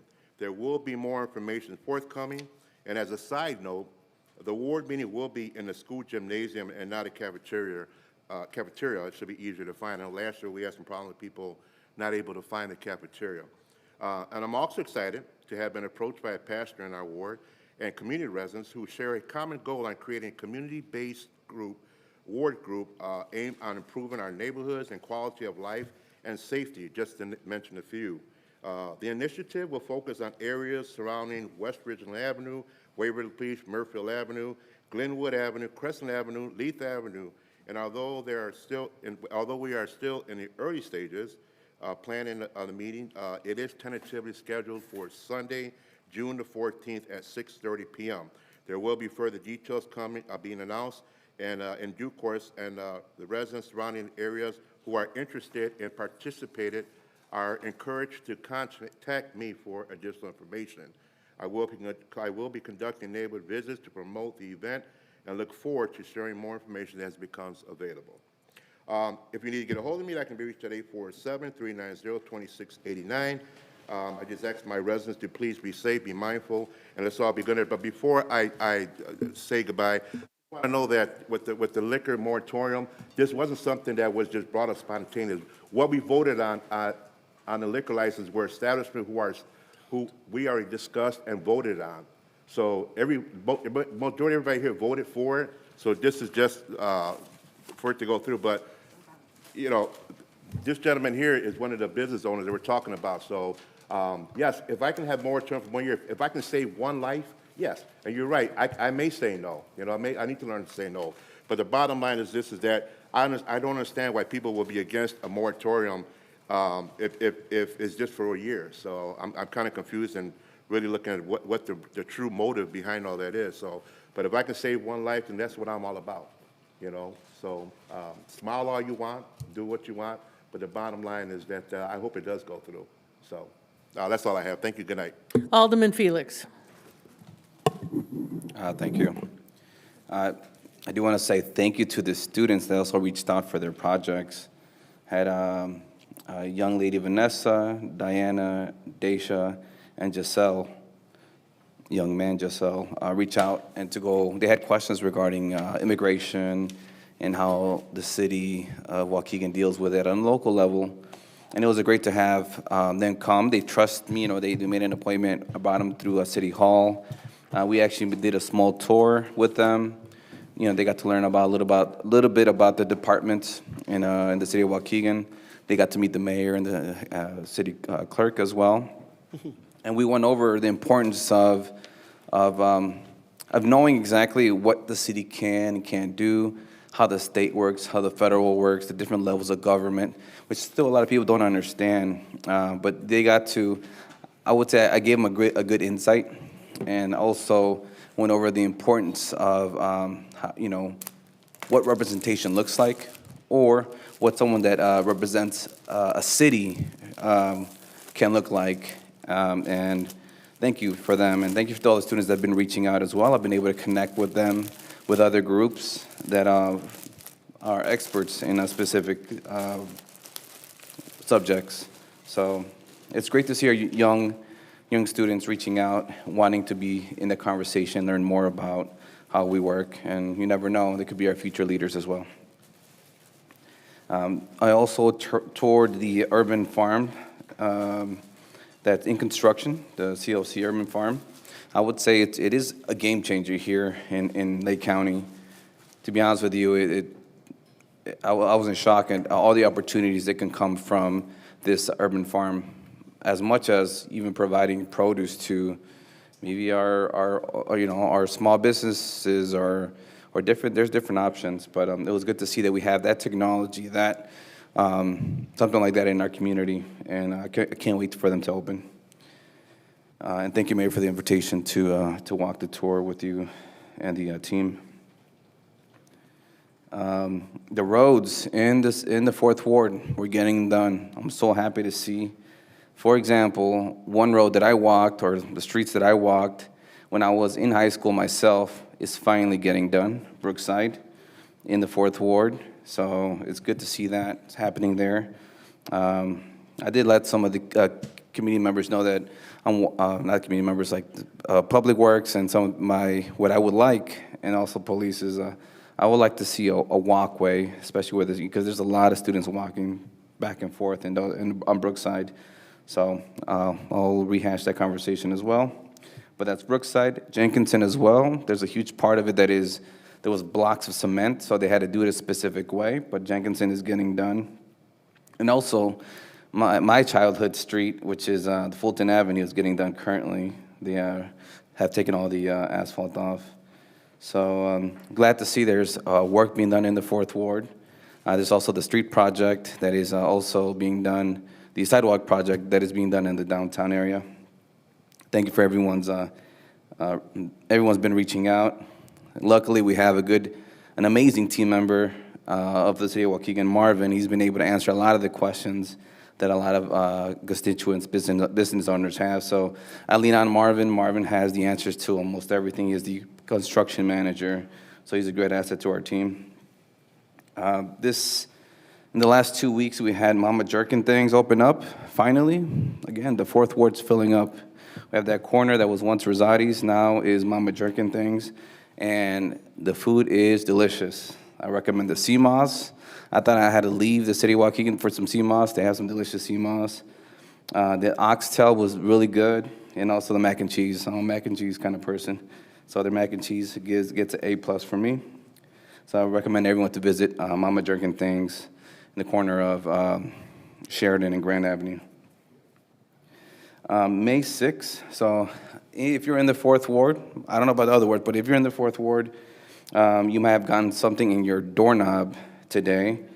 May 6th, Wednesday, we're going to have a public meeting to go over the design concepts for the Washington Street corridor. And actually, it's from Sheridan all the way to Green Bay. So please mark your calendars. I'm sure there'll be a lot of promotion about it. But if you have any questions, you can always reach out to me regarding that as well. We're moving along. The Fourth Ward's moving along. So is other parts of Washington. So I'm happy to see that we're making constant progress moving it forward. I want to say thank you to Public Works for kicking off Earth Month by cleaning up the Amstead.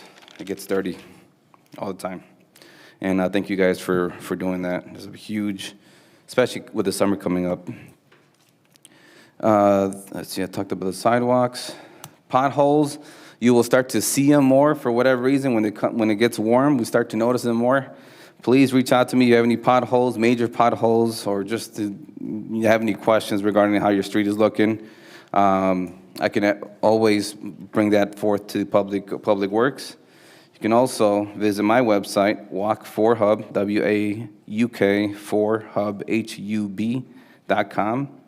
I can have the QR code there, or if you have trouble navigating through the website, city website, you can also just put in submit a ticket with me, and I'll follow it through until it gets done, if it can be done, of course.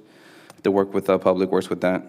But again, that's Walk, WAUK, 4hub.com. The Julian Towers, the Lakeside Towers have an update. So they are now starting to work on their parking garage. They reached out, they're making progress. They've already started working on the inside. They're doing rows, but the parking garage is also gonna be taken care of. And thank you to the administration and the police. I've reached out to them to see if for the moment, if we can hold off from,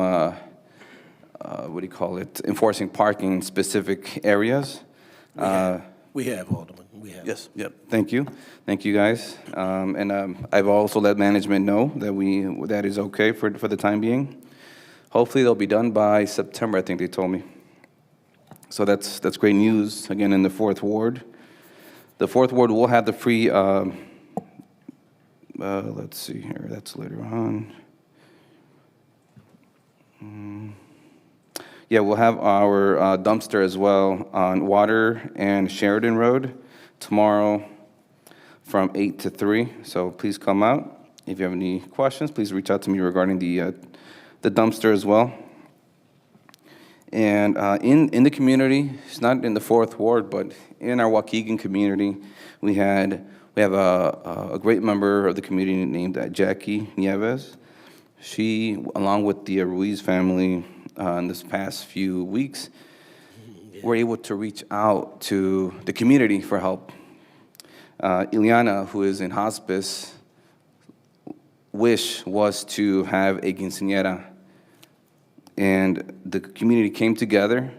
We had our bakeries, we had different stores in our city provide cakes, provide a dress. We even had Telemundo come in and do a segment on Ileana's Sweet 15.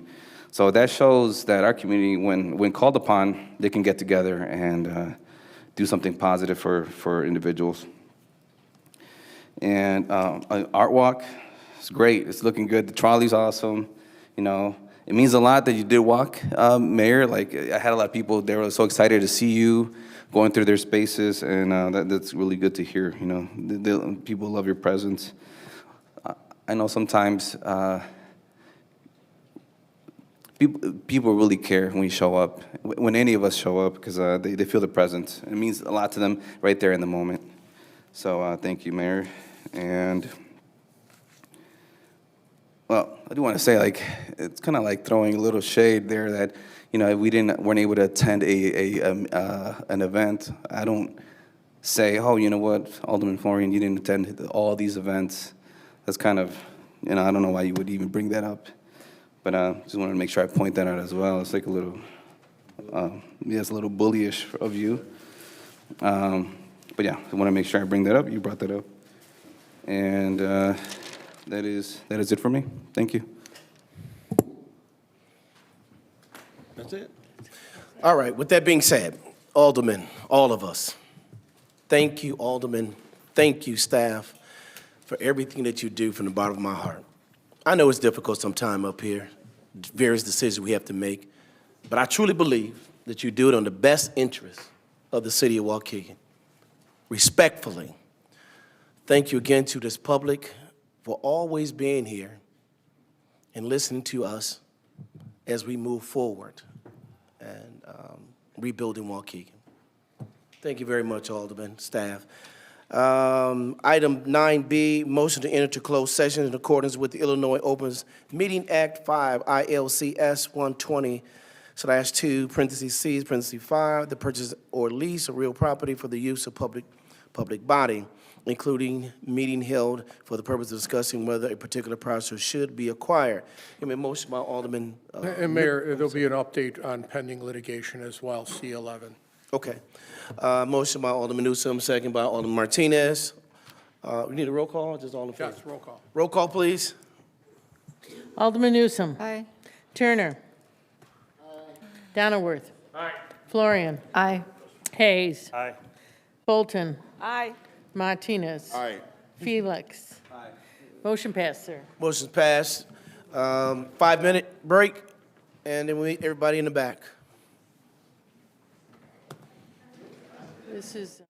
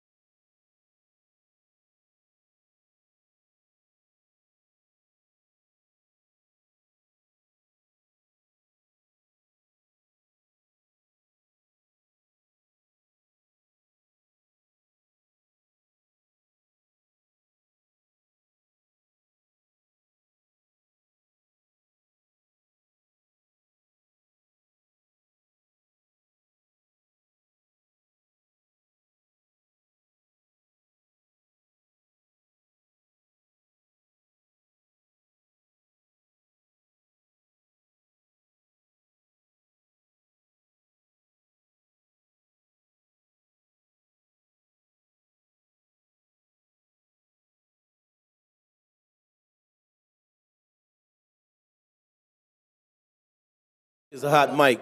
It's a hot mic, guys. Hot mic. Motion by Alderman Donnerworth, second by Alderman Felix to reconvene.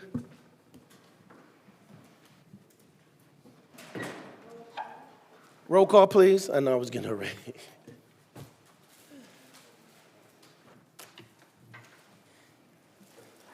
Alderman Bolton. Aye. Present. Alderman Guzman.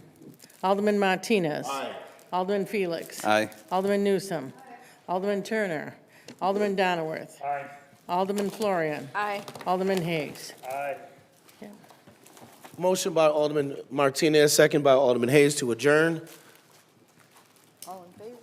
Roll call, please. Can we just see it? That's all. Everybody all. That's it. All right, everybody, all in favor? Aye. Motion passed and carried. Thank you, Alderman. There you go.